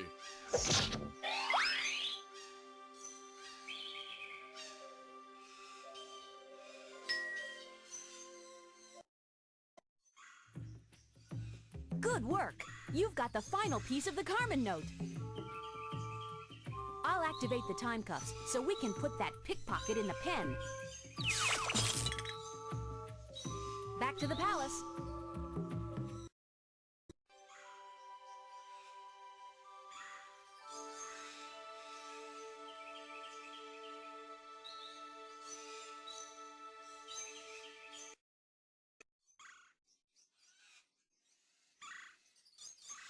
That crook must be hiding in a different nook.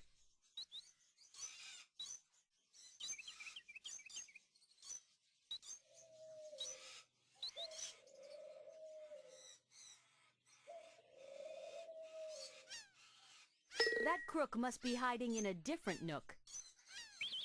Of course.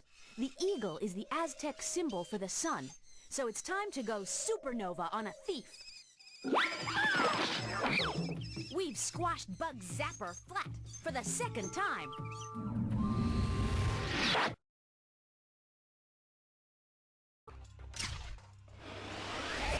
All right, Bugs, it's back to Acme headquarters for you. They'll need to break out the bug repellent. All right, you's got the zap on me, but you'll never catch the buzz about Carmen's real plan. Yes! Bug's Zapper is behind bars again. Montezuma is under a new headdress, and the Aztecs have another day in the sun, all because of you, Detective. Congratulations! You've enabled the Aztec culture to fully spread its wings and have a permanent influence on Mexican history and culture. Good going! But it looks like there's fresh villainy ahead. Can you take another case right now?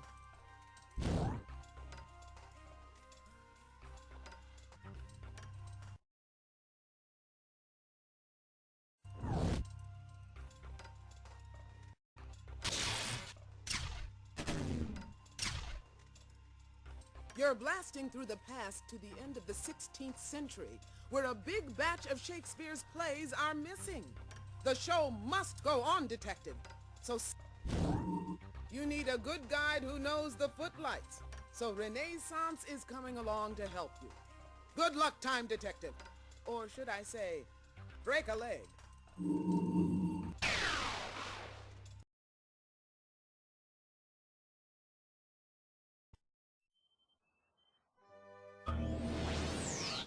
There's one good thing about traveling with the Chronoskimmer. We always arrive everywhere right on time. We've arrived in London, England, near the Thames River. The year is 1599. And look, over there, the famous Globe Theatre is being rebuilt. There's Queen Elizabeth surveying the construction. Those players move so slowly I may never see my play. You'd think they were building the entire world rather than just the globe.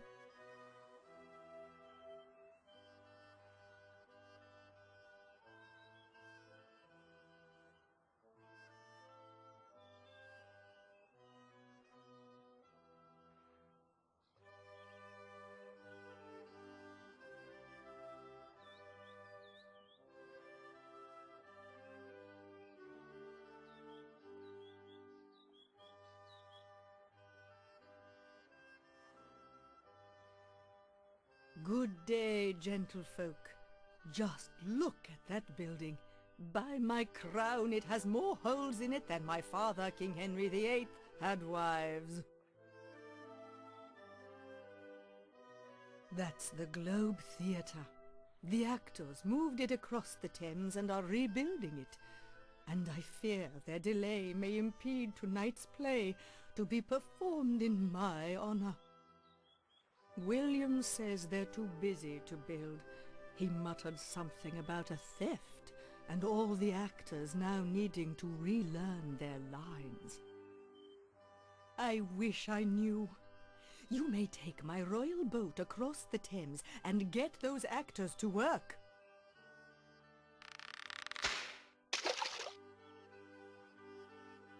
Congratulations, Detective. That's a Carmen note. Time for some globe-trotting at the Globe. Just look at this Globe Theater. Swiss cheese doesn't have as many holes. We can see William Shakespeare right through this wall. Oh, how much longer shall I endure the slings and arrows of this outrageous fortune? The Globe is still not done, and you, Burbage, you must learn your lines. Let's rehearse again. Ahem. 2 beans or not 2 beans? That is indigestion. You're killing me, Burbage. It's to be or not to be. Try again. It looks like Shakespeare and his players are still rehearsing. Let's head inside. At last, we have an audience. Hey, you, grab a poster and let us know what rehearsal you want to hear next. That's no play. That's a piece of the Carmen note. Hail and well met. Please forgive the messy scene. The walls here do not yet surround the Globe Theatre.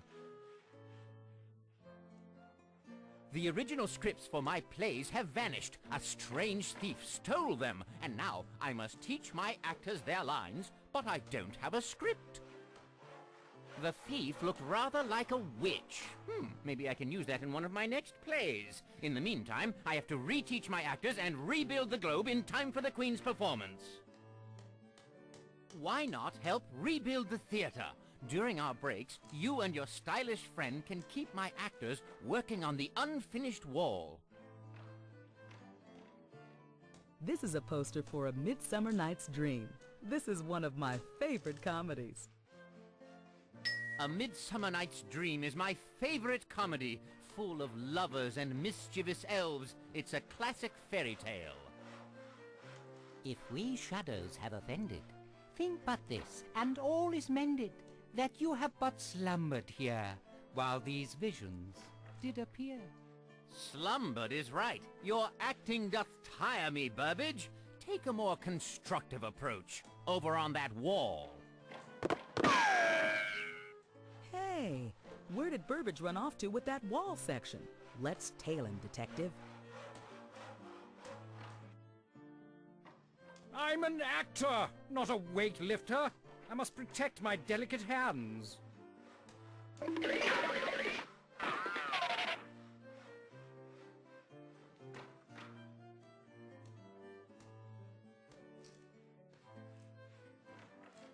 Excellent! We've filled the breach. A finished wall is coming into reach. You've a keen eye for literature, Detective. That's the final piece of the Carmen note. With a completed C note in hand, I'll power up the time cuffs.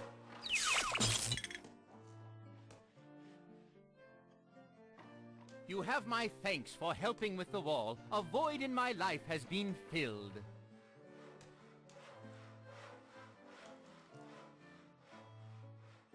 As You Like It is a most excellent comedy. A tale of love set in a wood where the players cannot see the forest for the trees. All the world's a stage, and all the men and women merely players. They have their exits and their entrances, and one man in his time plays many parts. And the more parts, the better. So now, act like a builder and get back to that wall.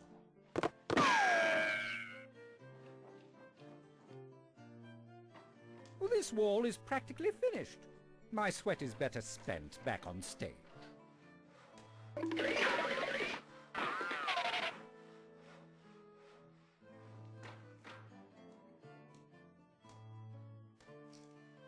Well done.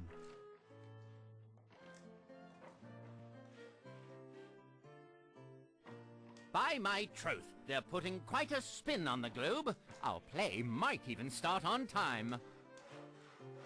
Macbeth, who killed his Scottish king, but could not see trouble brewing. Double, double, toil and trouble, fire burn and cauldron bubble. Fillet of a fenny snake, in the cauldron boil and bake, eye of newt and toe of frog, wool of bat and tongue of dog. Burbage, perhaps you should stew over your lines while you work on that wall.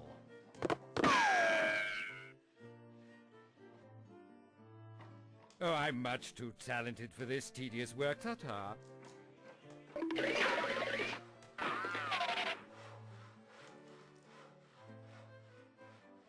Bravo! Well done! With the globe complete, our sphere of influence will extend to the Queen herself. Henry V, a kingly choice. Young King Henry outgrows his rowdy youth and causes a riot in France. Oh, for a muse of fire that would ascend the brightest heaven of invention. A kingdom for a stage, princes to act, and monarchs to behold the swelling scene. Your lines are quite amusing, Burbage. Now back to that wall.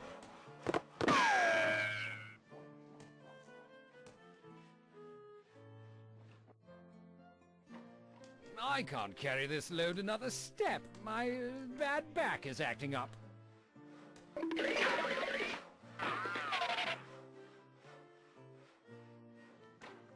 Nicely done. Once more into the breach. Our wall is nearly complete. Our Romeo and Juliet. A boy and a girl from rival families fall in love, making their parents furious. In-laws, what can you do? But soft, what light through yonder window breaks? It is the east, and Juliet is the sun. Arise, fair sun, and kill the envious moon, who is already sick and pale with grief, that thou, her maid, art far more fair than she. Your fare is fair to middling, Burbage. Take a break and get back to work on that wall.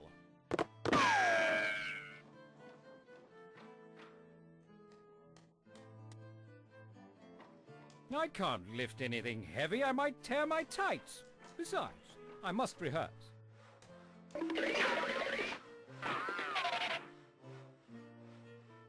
Fantastic architecture, Detective. Well done. Why, never did I see so fair a globe in all the world. 1,000 thanks, my dear friends. You've kept construction going during this riotous rehearsal. The Queen's performance shall soon begin, and I have a royal reward for you. Backstage passes. Follow me.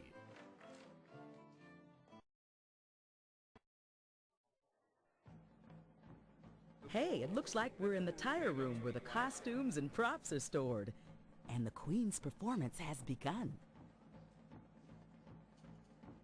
Good thinking, Detective. The Carmen note referred to the thing that burned down the globe, and that was the spark of the cannon.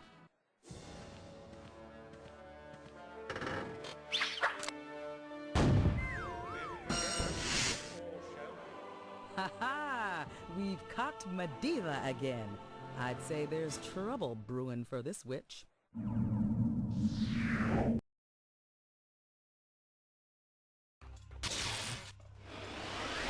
Medivh, you're coming with me. We'll keep you under our spell back at Acme headquarters. A second seance in that Acme cell won't be a spiritual experience. But you'll never conjure up Carmen Sandiego. Ha ha! to go! You tossed Medieval in the dungeon, helped Shakespeare with his scripts, and got the Globe together. All in time for a command performance. Shakespeare's works will survive through the generations right up to the Broadway stage thanks to you. Nice work. That performance deserves a promotion. Your new badge says, Time Inspector. And there's a crime up ahead that needs inspecting. Can you take the case?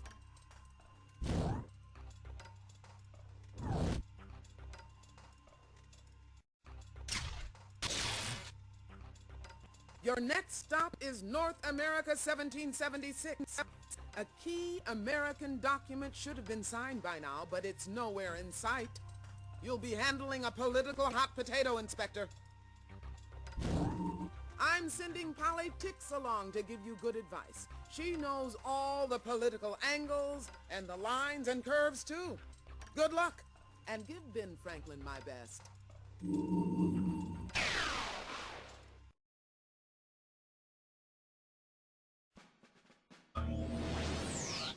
What a blast to the past!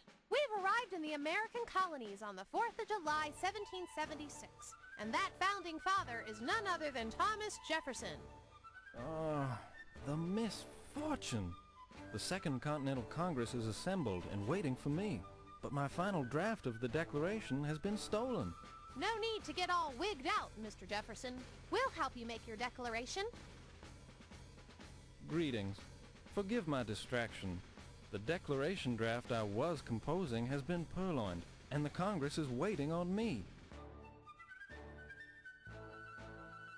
A thief stole my first draft of the Declaration of Independence, and I don't have enough parchment for a rewrite. Parchment is the key. If you can find me just a modest scrap, I'll be able to jot my thoughts down again and take them to the Continental Congress. If only I knew! The British taxes and naval blockade have caused a serious shortage in items like glass, lead, and paper. You'll have to keep a sharp eye out for parchment. Farewell. Please return if you find any parchment.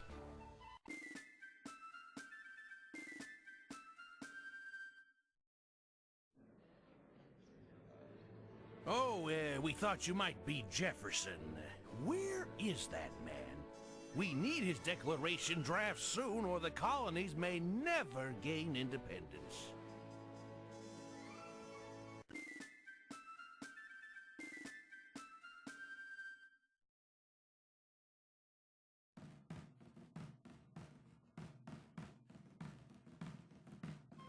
On your way, then.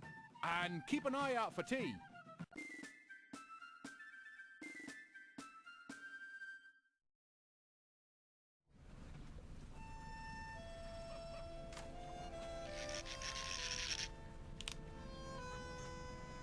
Look at all that flotsam and jetsam. Must be stuff still floating around since the Boston Tea Party a while back. Look at all that flotsam.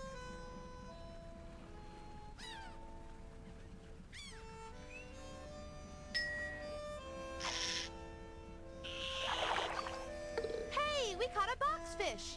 Actually, it looks like an old tea crate from the Tea Party. Cool. Back to Manhattan, New York.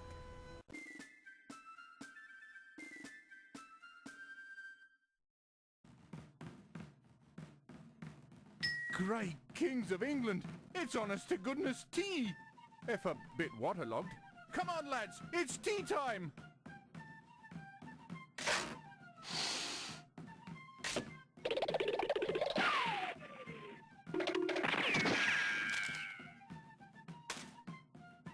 Splendacious! It's a piece of the Carmen note!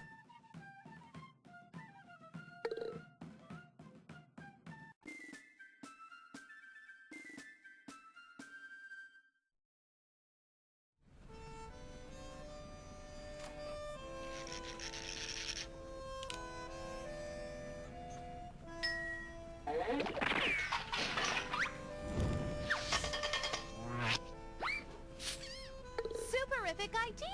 Making ammo out of the lead statue. You're a high-caliber crime fighter. Yow! Thanks for the musket balls. Now I have my shot at joining the Continental Army. Long live the American colonies!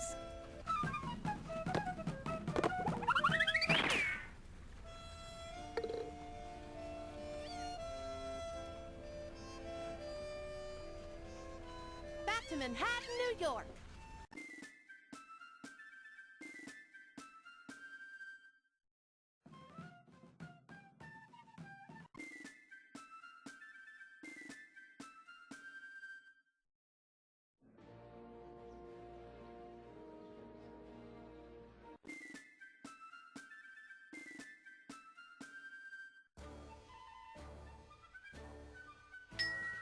Parchment! You deserve volumes of praise. Now I can rewrite crucial parts of the Declaration of Independence. I've written out all the important points, but these paragraphs still need arranging. I'll hurry them over to the Pennsylvania courthouse, where the document can be completed. See you in the city of brotherly love.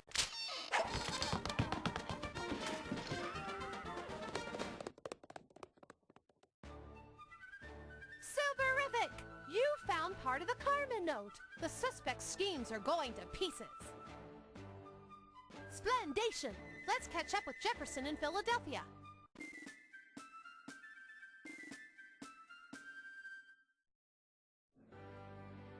How good to see you again. You're just in time. Ben Franklin is just now posting my paragraphs up for review and arrangement.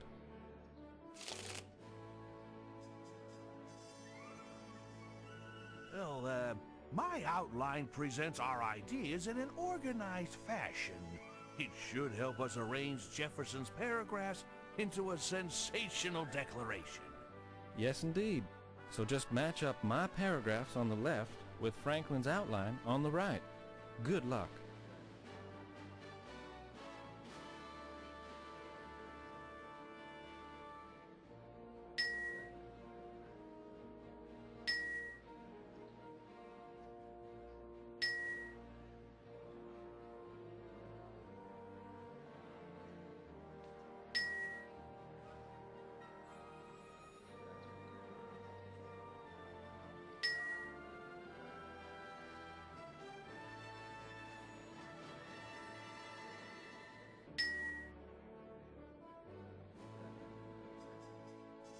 Well done! Jefferson's paragraphs match our outline perfectly. We have a most convincing declaration on our hands.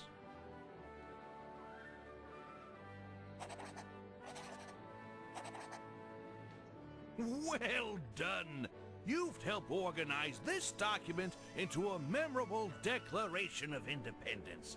Now, let's get those delegates signing before they lose their nerve, hmm?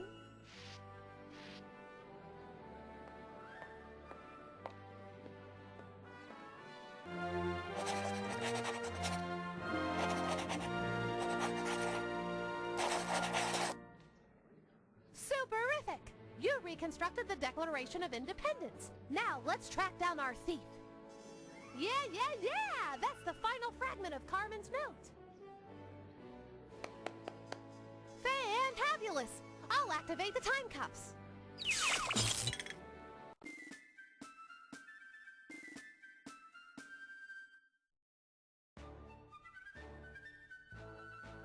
Hey, that's using your noodle. The dummy was waiting in the dumbwaiter.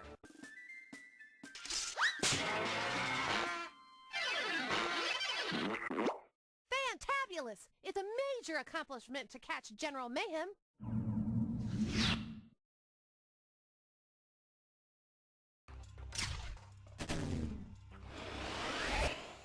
Come on, General. You can think about independence. Independence. You can court-martial me, but you'll never put Carmen Sandiego on trial. Well done! You re-jailed General Mayhem, bartered your way from Virginia to Philly, and redrafted the Declaration of Independence. I salute you! Thanks to you, the 13 colonies are on their way to United Stateshood. But don't get too comfy. There's another crime dead ahead in time. Can I put you in charge of the case?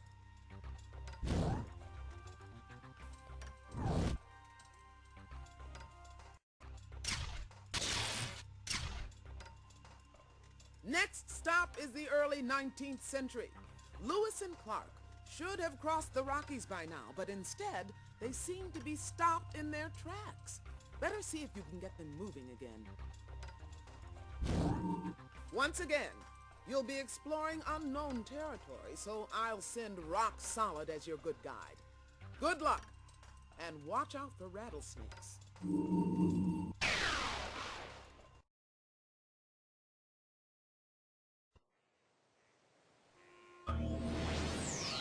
I love time travel, but I'm getting tired of resetting my watch.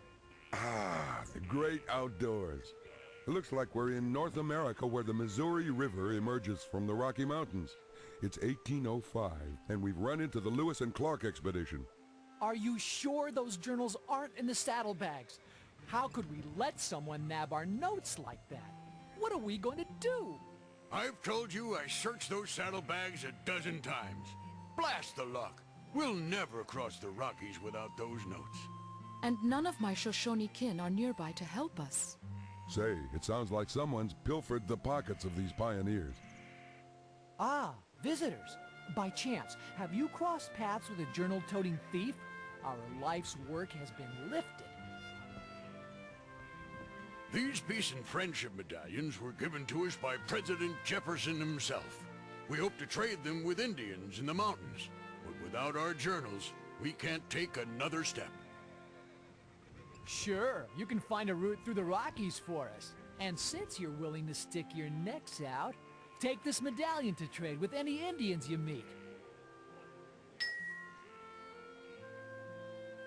Those journals contain all our notes about the untamed lands west of St. Louis. The observations in those journals are invaluable because folks back east don't know much about the West yet. He went west through the mountains. The journals he snatched also contain advice from the local Indians on how to cross these mountains. Without them, we're between the Rockies and a hard place. We can't risk the core without those journals to guide us. Except for our guide and translator, Sacagawea, none of us have ever crossed such a great and dangerous mountain range. Greetings, strangers. You are welcome in our camp. My name is Sacagawea of the Shoshone tribe. Lewis and Clark hired me as a translator and to help guide them through the mountain wilderness. I grew up in these mountains with my people, so I know of many dangers. On the steep cliffs, you must skirt the surly bighorn sheep. Avoid the strong current of the river. Most of all, beware the hungry bear. I have many memories of growing up in these beautiful mountains. I remember days spent weaving a tall basket. I also recall the sounds of my brother playing his drum. I later lived among the Mandan Indians on the plains. It was there I learned to make a sharp tomahawk. I also learned to make a sturdy moccasin. When I first met Lewis and Clark, they had just completed a long day's travel. They were very tired, and I offered them a blanket. Right away, they were both fast asleep. Good luck! Don't get eaten by bears!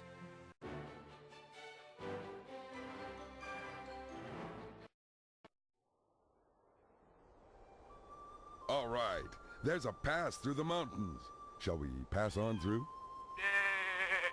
Uh-oh, that ram is in no mood to let us horn in on his territory. What we need is some local advice. Let's use Indian Sign Language to ask this Shoshone for advice about getting past that irate ram.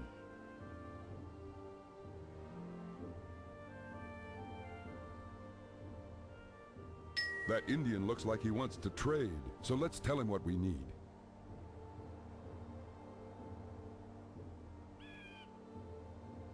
Way to wheel and deal. Maybe we can use our new item, or trade it back.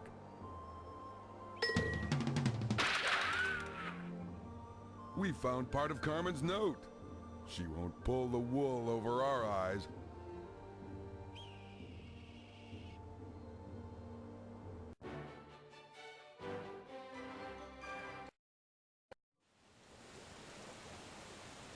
All right, Inspector. Who says clues don't grow on trees? That's part of the Carmen note.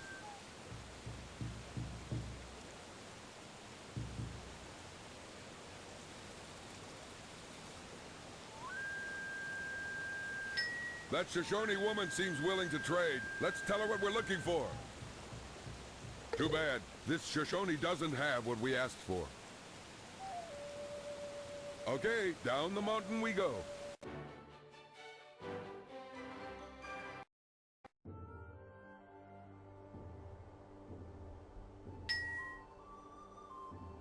I guess that Shoshone doesn't have what we wanted to trade for, but maybe he has other things in his teepee. Let's keep at it. That Indian looks like he wants to trade, so let's tell him what we need. Way to wheel and deal. Maybe we can use our new item or trade it back.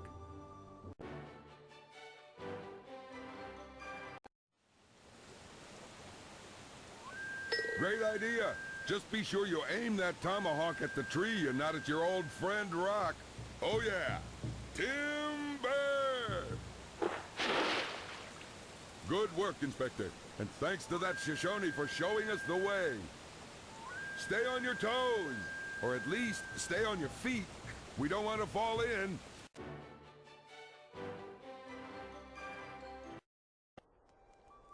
Eureka!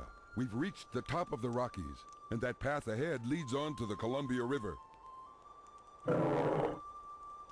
Great galloping grizzlies! Where'd that big bear come from?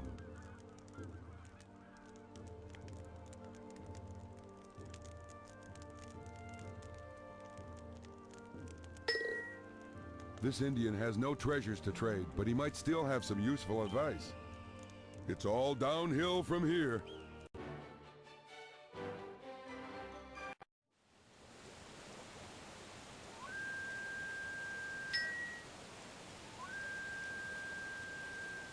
Way to wheel and deal. Maybe we can use our new item or trade it back. Stay on your toes, or at least stay on your feet. We don't want to fall in.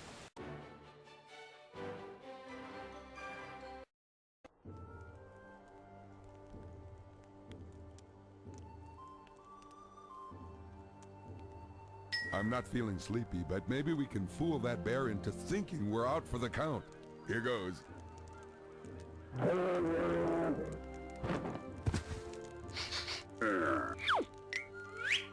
Way to go. With that bear gone, we can continue west to the Columbia River.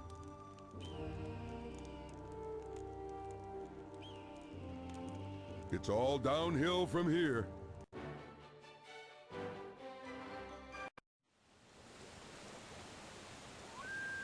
Okay, down the mountain we go.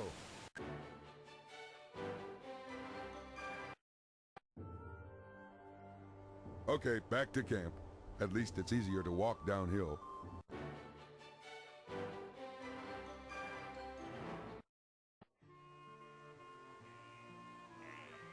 We meet again, but our story hasn't changed. Our journals are still missing. Yes?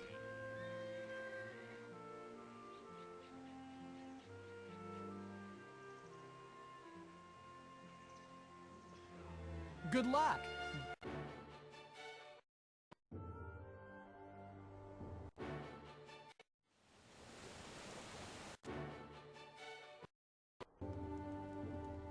Westward ho, let's go! But first, let's head back east and round up the core of Discovery. We're back! We found a terrific route through the Rockies. Was your journey difficult? No, we just had to grin and bear it. Come on, let's load up the portable boats. It's smooth sailing from here.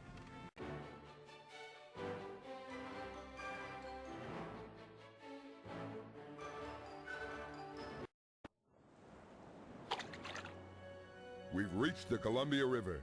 Now Lewis and Clark can float by boat the rest of the way to the Pacific. Hey, that's the third and final piece. This letter will spell trouble for our thief, if we can figure it out. I'll fire up the time cuffs. Say, that dugout canoe is the Nez Perce-style boat mentioned in the Carmen note.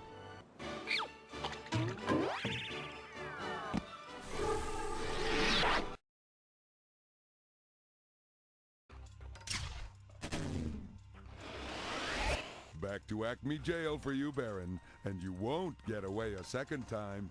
You've got me grounded, but you'll never get a bead on Carmen's high-flying plan.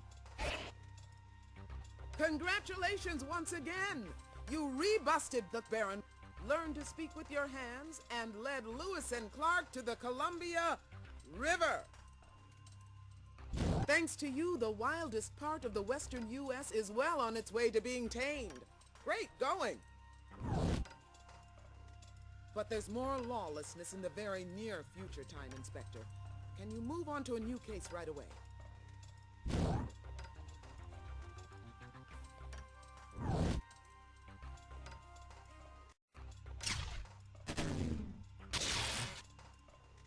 You're making a short hop forward to 1808 in Vienna, Austria.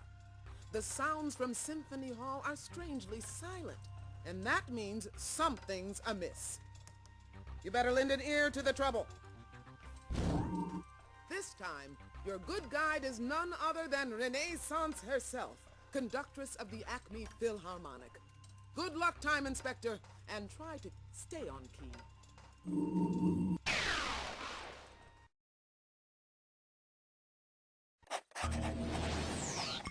Welcome to Vienna. It's 1808, and the gentleman with the creative hair is the Maestro Ludwig van Beethoven.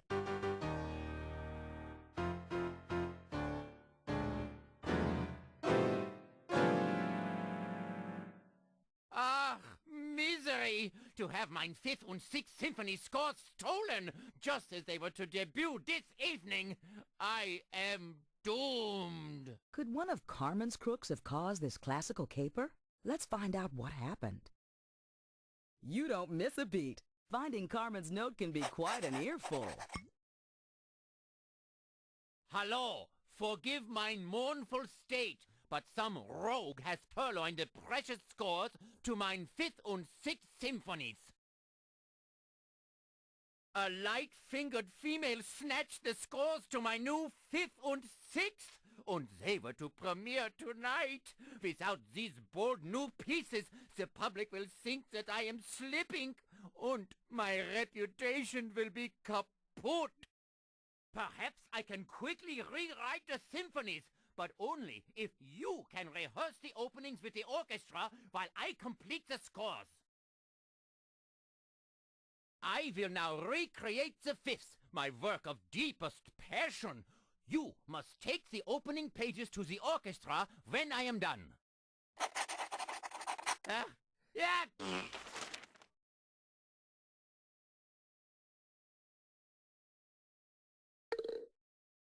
That opening should make the orchestra players earn their salaries. Have a fine rehearsal. Here we are at the Symphony Hall, and the orchestra's warming up. Are you ready to try reordering Beethoven's 5th?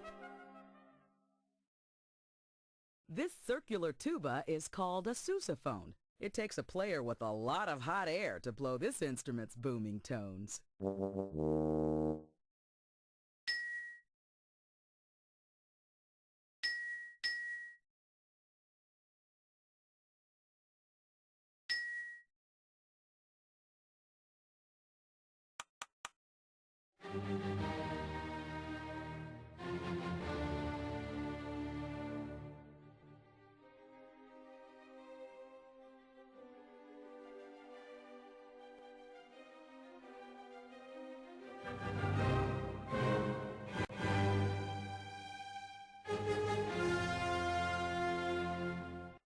That was so emotional. Ludwig is a genius. Congrats! Finally, the 5th is in harmony. Now let's see how Beethoven's doing on the 6th. Had enough of a tune-up? Let's head back to Beethoven's flat. Ah, returned already. I am positively gleeful to hear that the rehearsal of mine 5th went well. If you give me just a moment, the opening to mine 6th is almost ready.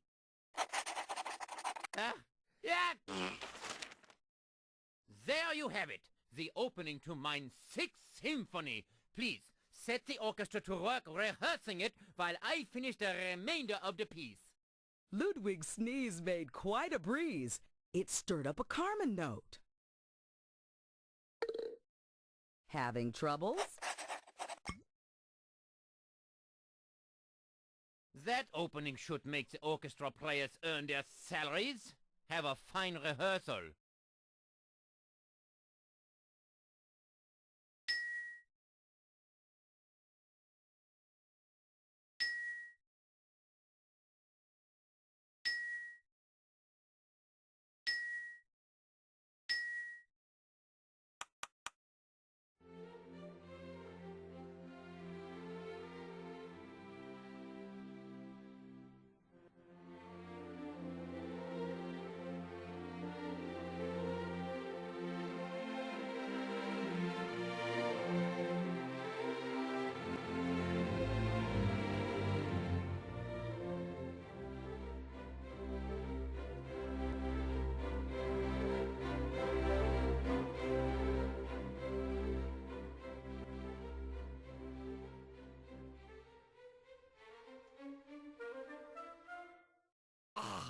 So natural, like that grass in a mountain meadow. We've dissed disharmony and straightened out the melody. The 6th is in place and Beethoven has arrived. Tonight he'll be conducting his 5th and 6th symphonies for the very first time.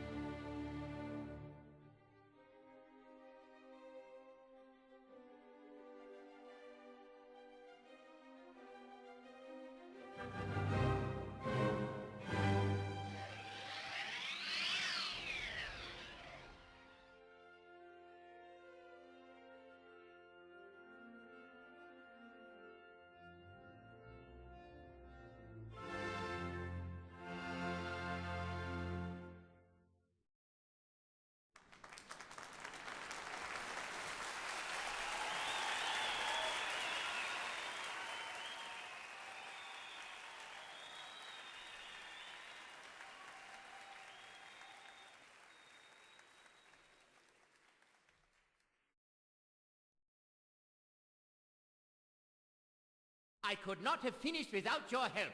Thank you.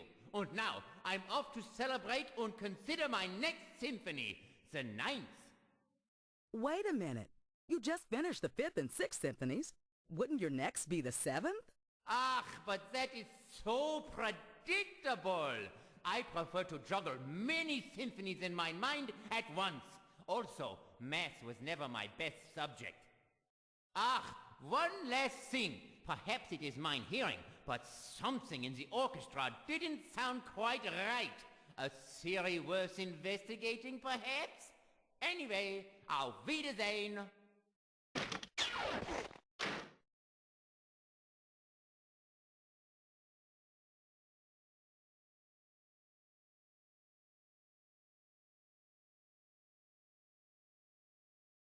Congratulations is where we're at. We've found the Carmen Note's final scrap. Let's check the Chronopedia for some decoding.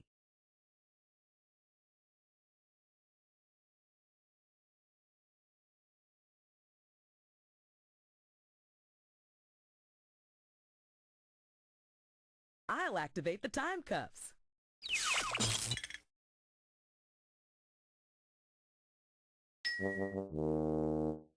Of course. That sousaphone made for marching bands is definitely off-tone in this orchestra. The sousaphone wasn't invented until 1850, so it shouldn't be part of an 1808 orchestra.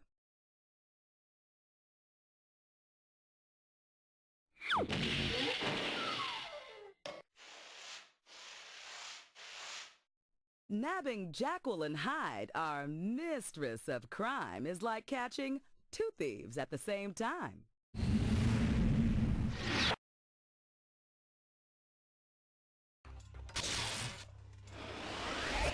Well, Inspector, we've made our double troublemaker face the music. Jackal and Hyde broke out of prison once before. This time, there won't be an encore. I must say, it's nice to see you sleuths again. But you'll both be history once Carmen polishes off her plan! Sharp work, Inspector! You flattened Jekyll and Hyde and helped Beethoven rescore his 5th and 6th symphonies. Thanks to you, the most sublime moments in Western music have been saved for us all to savor. All 8 escaped crooks are back in jail for good. But Carmen must have another operative on the job because there's more trouble ahead. Can you take another case?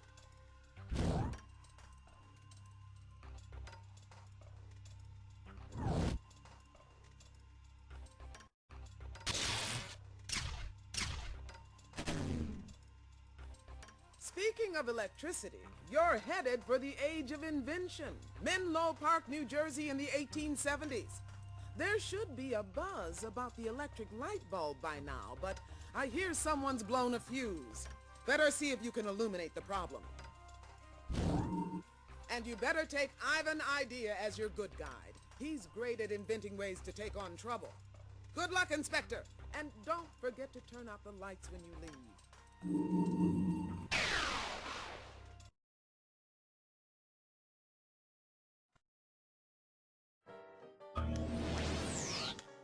Whoa! Epic time traveling! We've touched down in Menlo Park, New Jersey. The year is 1879, and that invention expert by my side is none other than Thomas Alva Edison.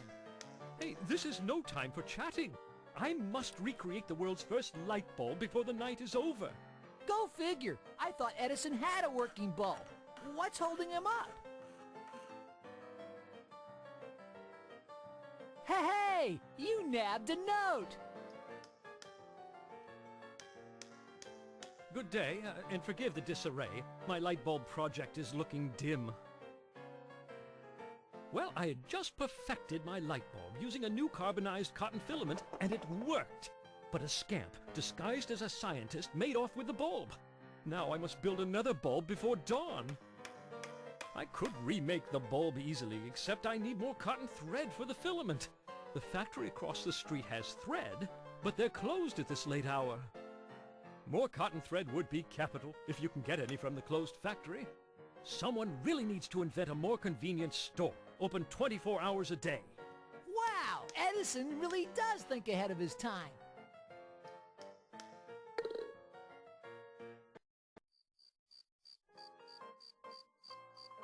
It's a Carmen note! Righteous!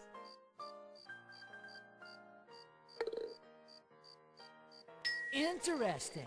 With the phonograph there, we'll be able to record any conversations that happen inside the boss's room. Who's knocking? I can't see a thing out there.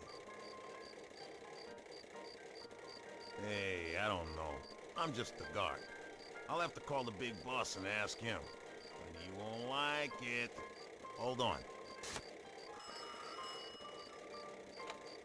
Hello, this is Joe. What? They want to borrow thread? It's the middle of the night.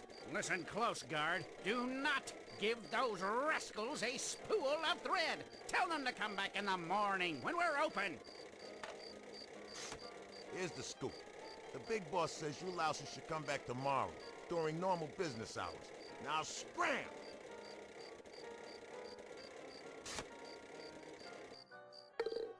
That phonograph has a recorded sound on its cylinder. To play the phonograph, move the needle to a groove on the metal cylinder and crank the handle. A part of the recorded sound will play. Give those rascals a spool of thread. Far out. You'd almost think that Joe was standing right beside me.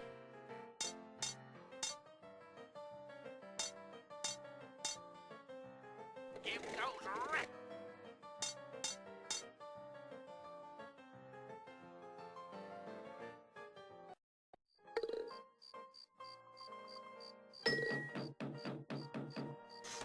Who is it? I can't see anything in this dark. Hello, this is Joe. you, boss? Good evening. What can I do you for?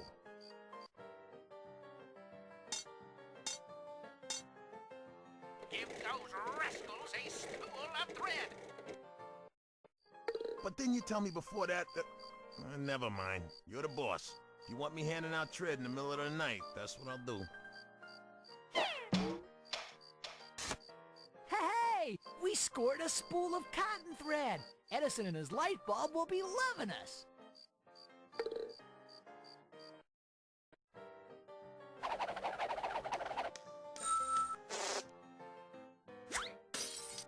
Ah, yet another faulty filament. Reverses are an incentive to great accomplishment. It's cool you're so mellow about a setback. Try again. How on earth did you do it? That factory will never give me thread during the night. Anyhow, this cotton will make the perfect filament for my new light bulb. If it weren't for your acquisition skills, I'd still be in the dark. Ah, what a long-lasting glow. And now I can finally get some long-lasting sleep. Goodbye. Way to go! You scored the third Carmen note!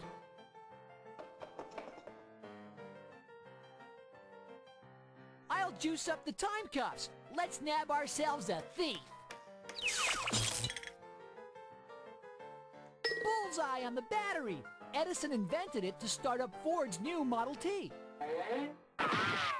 You Acme airheads will never put the bite on me! Whoa! Decryption charged right out of that battery! After her!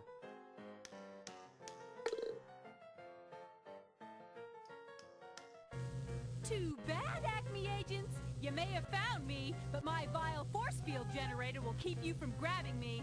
You'll never hack through. Bummer! The Force isn't with us when it comes to that force field. We need to knock it out of commission somehow. That old test bulb had to make way for Edison's latest model. Looks good. I got it! How many Acme agents does it take to screw in a light bulb?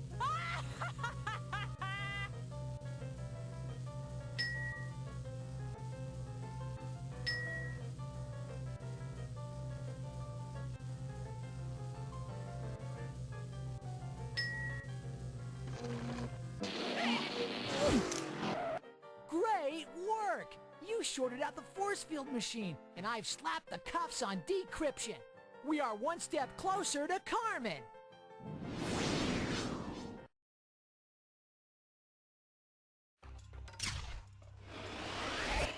Your hacking days are scrambled for good, D. Yeah. You may have crashed my code, but you won't get Carmen. Yay for you! You engineered an elegant solution to that problem. Decryption is in the cooler, and Edison is in the history books thanks to your fast thinking. Because of you, Time Inspector, the world is a brighter place 24 hours a day. Looks like you've caught all of Carmen's creeps. But there's still a major problem dead ahead. Can I put you on a very big new case pronto?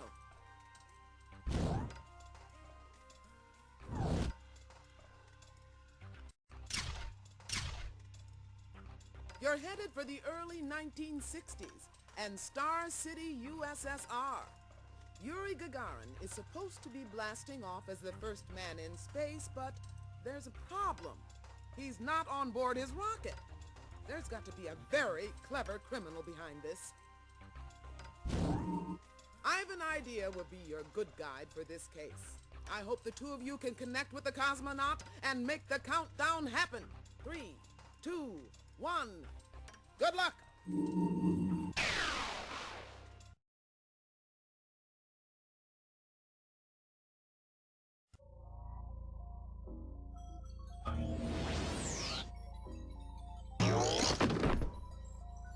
Looking for something, time snoopers? I'll bet you are.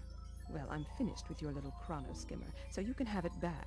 That is, if you can find where I've stashed it. Oh, and don't mind me. I'll just be making my getaway. Have fun. Holy Holy time tunnels! We almost had Carmen in our cuffs, but she slipped away.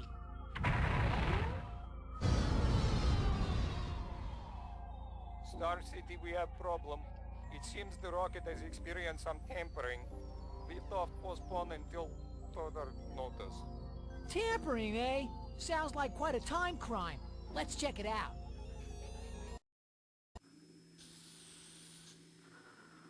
This big ship is called the Vostok 1, and that little fella is Yuri Gagarin, Russian cosmonaut. According to history, he's about to be the first man in space.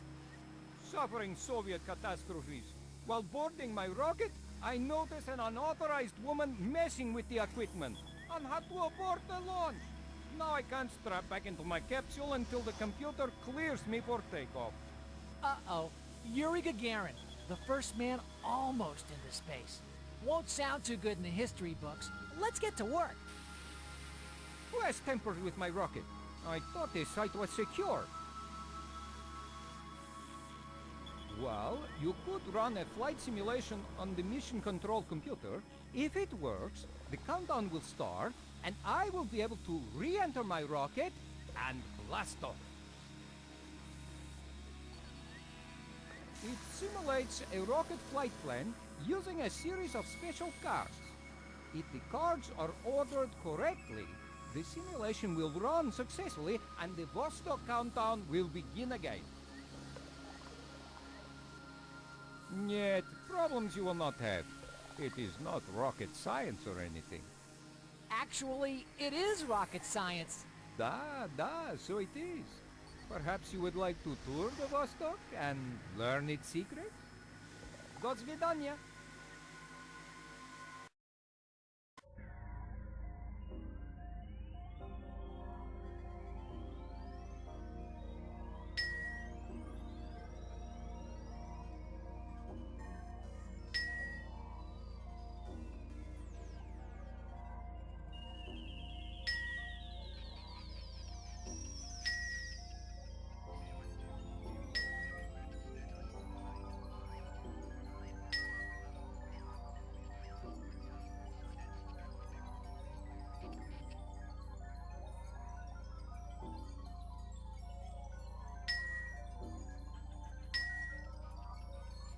How about we run a simulated flight, Inspector?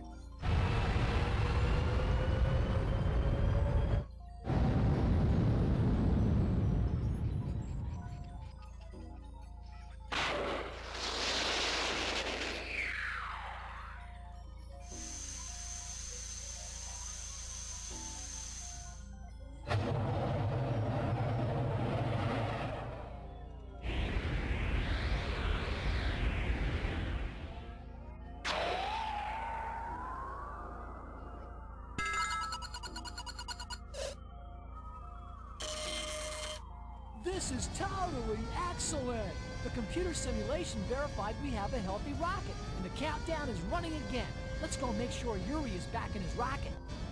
Well, let's check out the final report. Coaxial fibrillator in alignment, inertial insulation active, and... Hey, wait a minute! What's this on the other side? Holy mackerel! It's a note from Carmen Sandiego!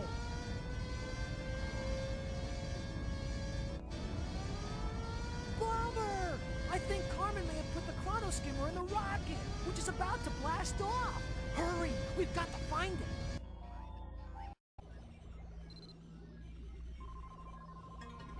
Star City, this is Comrade Yuri Gagarin, ready for final countdown at T-minus...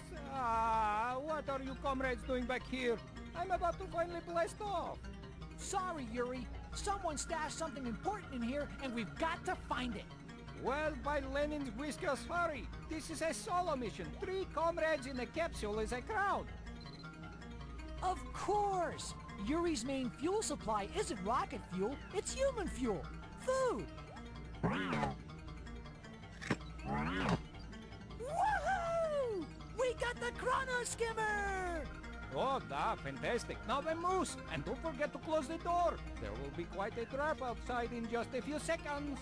Right, we're out of here. Good luck, Yuri.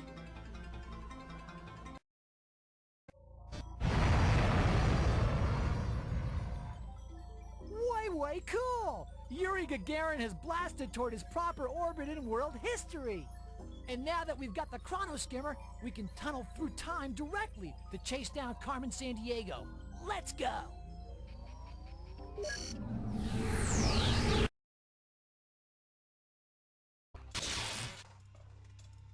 Excellent work! Not only did you get Yuri out into space on time, but you retrieved Acme's most important crime-fighting device, the chronoskimmer. For that, I'm proud to promote you to the highest rank a time pilot can achieve.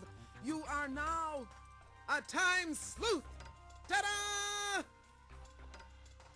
But there's no time for basking in your glory. Carmen is still out there, traveling the time tunnels, and until she's locked away, history won't be safe. Your next case will be your biggest. Chasing Carmen herself. Say you'll take it right now.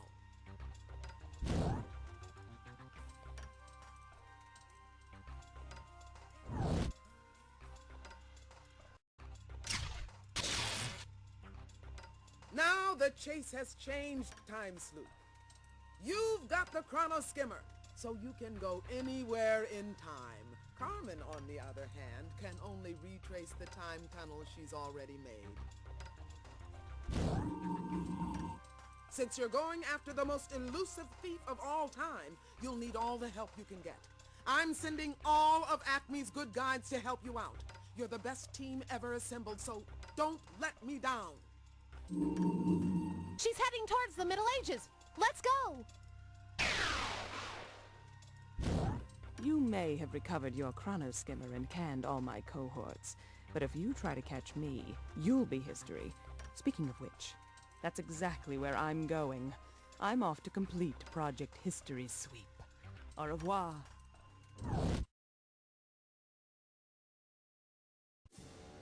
Greetings. With your help, I successfully subdued those Saxon hordes. The Doomsday Book was recovered, and I am still holding my throne. Please stay for another fancy feast. Thanks for the invitation, but we're on the trail of a master criminal decked out in red. Truly? I just recently met a woman wearing a red robe as long as my moat is wide. She muttered something about Roman to the capital of a great empire.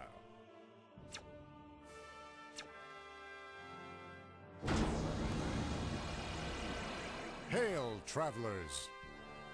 Hello, friends. Thank you for fixing the Roman sewers and recovering the forum. You missed a splendid party. Please stay for the next one. Hi there, Julius. We'd love to hang, but we're short on time. We're scoping the thieving trail of a woman dressed in red. Red, you say? I just spoke with a woman in dashing red garments, as confident as a queen. She reminded me of Cleopatra. She was headed to a place where great symphonies of sound fill the air. She hoped to meet a cranky composer.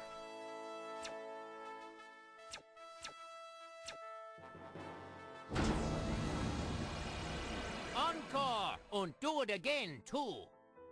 Hallo! Grand to see you again! Since you helped me with mine 5th and 6th symphonies, acclaim and fame have been mine. Would you like to hear mine latest masterpiece? Great to see you, Ludwig, but we can't delay. We're trailing a classic criminal dressed in brilliant red. Red, you say? Why, I spoke with a woman not a day ago who was wrapped in a long red coat and possessed a notably bold manner. She left for a land of sweeping deserts and many-faced marvels with pointed tops. She planned to meet a famous Queen of the Nile.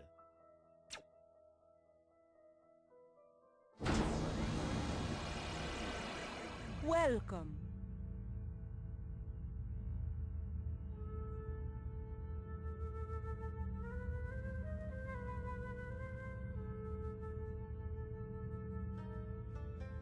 My temple is honored by your reappearance.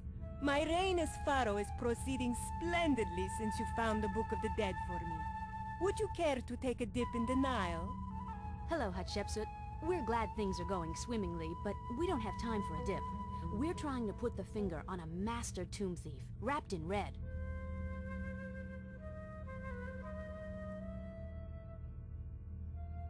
Why, I did see an unusual figure passing by my temple. I confronted her, because the color red can only be worn by royalty in Egypt. She mentioned a warm kingdom by the sea, where men tempt horned beasts with red squares of cloth. Could she have meant the afterworld?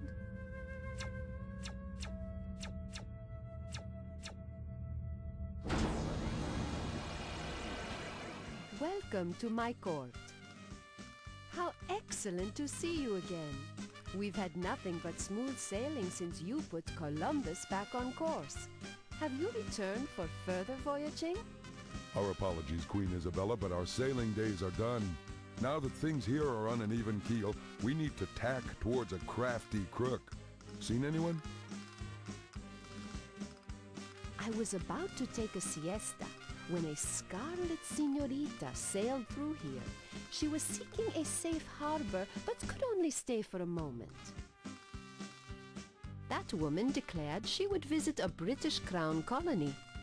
She mentioned a meeting with some very independent legislators.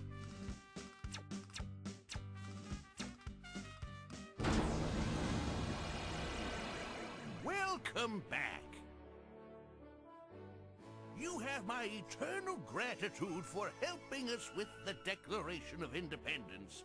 Thanks to you, our revolution is rolling. You are, dare I say it, at liberty to stay with us as long as you like. Thanks, Ben, but we can only stay a minute. We're on the trail of a master thief wearing a red coat. Did you say red coat? I saw a woman fitting that description a short time ago. These days, wearing red does not go unnoticed. She was pressing ahead to reach an innovative print shop.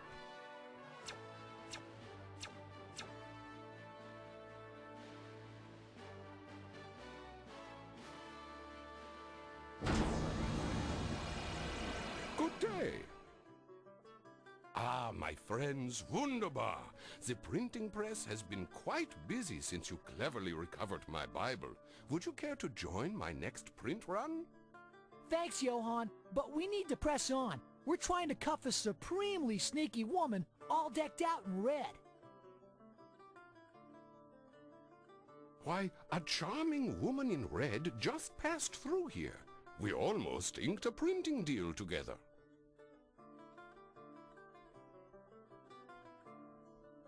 With a devious smile, she flew off to the land of the feathered serpent.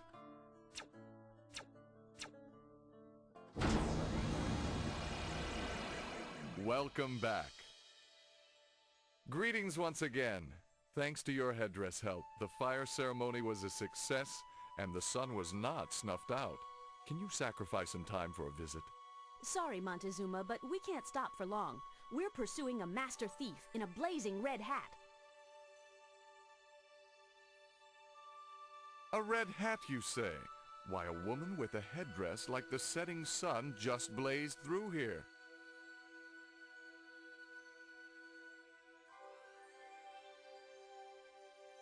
She said it had just dawned on her to see the land of the rising sun. I saw her write down an idea about visiting the world's first novelist.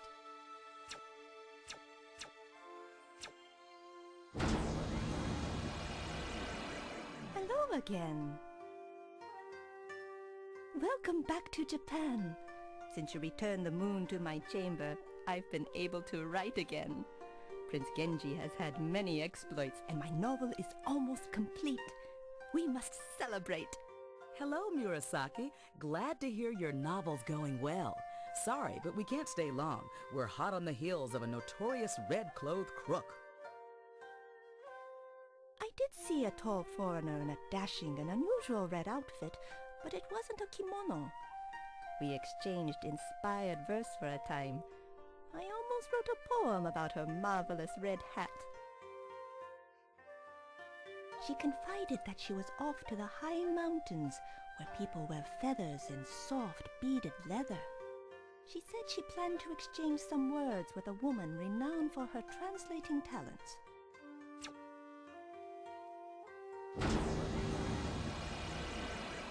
Greetings, friends. Thanks to you, we overcame a mountain of trouble, and now the core of discovery can continue on its journey. Would you like to join us? We'd love to, Sacagawea, but we're tracking a tricky thief. Strange that you should ask. A woman dressed in red just blazed a trail through this wilderness. She said she was feeling lightheaded and wanted to visit the site of an illuminating discovery.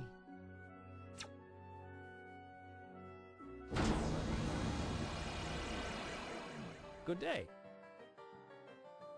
Welcome back to the Menlo Park Labs, my friends. Since you helped finish my filament, affordable light bulbs have been lighting up everywhere. Interested in joining my research team? Sorry, Edison. We deeply dig inventing some stuff with you, but we can't stay long. We're chasing down a world-class innovator in the field of thievery. She tends to dress in red. You don't say. Well, just moments ago, I conversed with a striking woman in a long red coat. Oh, there was quite a spark between us. She said she was headed for a peaceful place called the Bright Country. She planned a gab with a ruler known for his generous gifts of gold.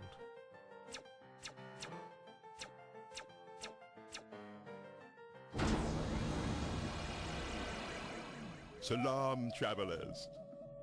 Welcome, my friends. I am happy to see you. The salt you brought me made my pilgrimage possible. You will please me enormously if you choose to stay in Mali. Why, hello, Mansa Musa. Thanks for the invitation, but we can't stay long. We're on the trail of a brilliant hoodlum. You haven't seen a woman dressed in red, have you? Why, yes, I did see such a woman. You say she is a thief? My goodness, I took her for a diplomat from faraway lands. She said something about seeing a theater of global importance.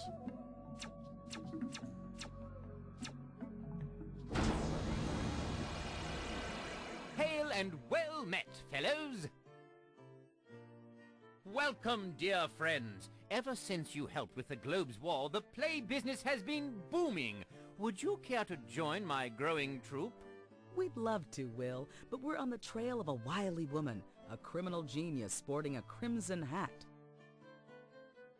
By my troth, a woman in a red-brimmed hat nearly stole the scene here a short time ago. She mentioned she'd taken a liking to a Norse colony.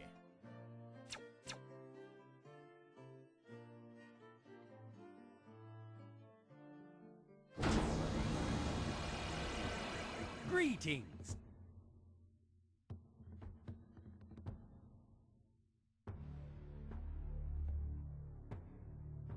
Hail, travelers! Thanks to you, my troubles are a thing of the past. Greenland and I will soon be reunited. We're glad to see everything is shipshape, Leif. Sorry to intrude, but we're searching for a slippery female suspect. Did you say female? A formidable female just rushed through here faster than a Norse raid. She said she wanted to reach for the stars.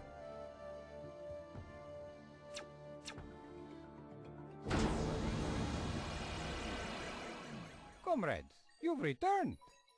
Thanks to you, I was the first man in space. I owe my orbit to you. Please, stay for a proper Russian celebration. Hello, Yuri. We'd love to stay, but we're hot on the exhaust trail of a master thief in red. We can't let her reach escape velocity. Woman in red, you say? I believe I met this clever comrade. Such a mysterious appearance. I thought she was KGB. Da, I believe she mentioned something about flying high in the Cusco clouds, atop the Andes.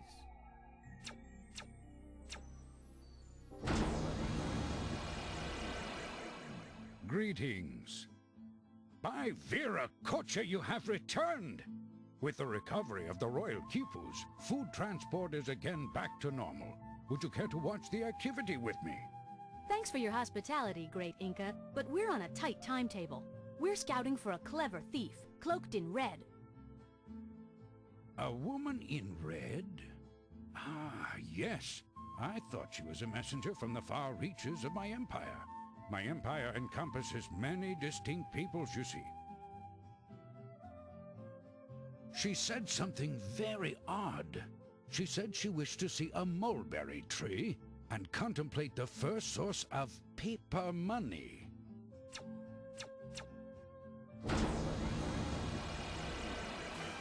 Welcome.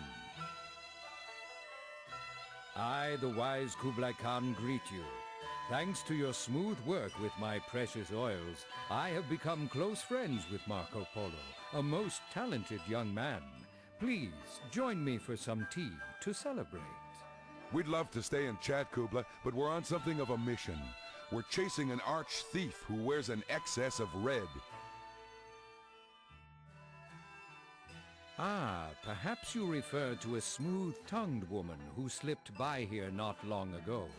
She borrowed some of my oil, claiming she needed it to grease the wheels of her escape. I recall hearing her mutter something about feeling like a heel if she was late to a boot-shaped country.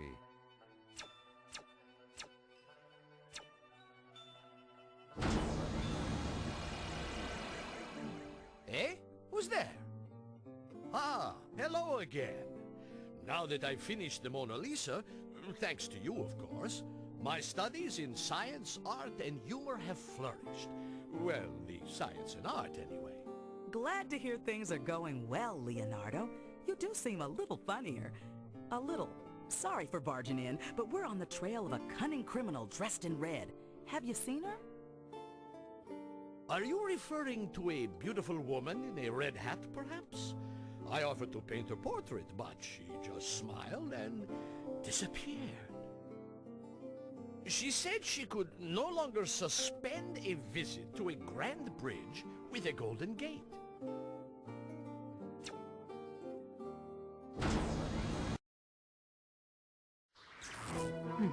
Where is it? Aha!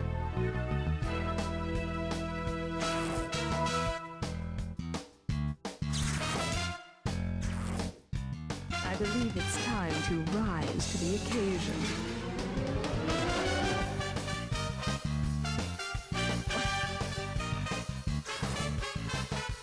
Good try, good guide, but I'm afraid you're too late. I have what I came for, and I just don't have time to chat.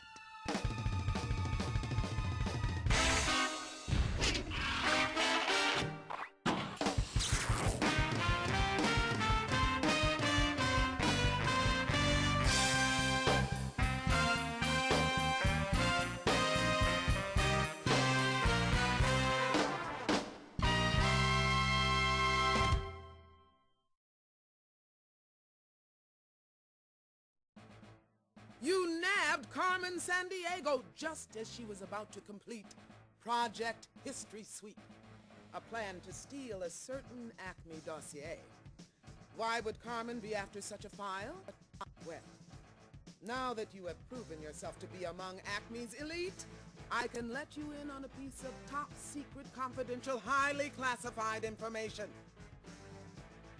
Carmen Sandiego was once an Acme detective. Yes, that's right, Time Sleuth. Carmen was one of our brightest stars, rising from a gumshoe to a master detective faster than any agent in Acme history. Unfortunately, catching crooks became too easy for Carmen. She needed greater intellectual challenge. And what could be more challenging than outsmarting Acme? Her personal dossier records the sad tale of how Carmen turned from our best agent to our most formidable opponent. Carmen must have thought that by stealing this file she could obliterate her past, but due to your brilliant sleuthing, her top-secret history is still intact. And Carmen Sandiego is finally behind bars.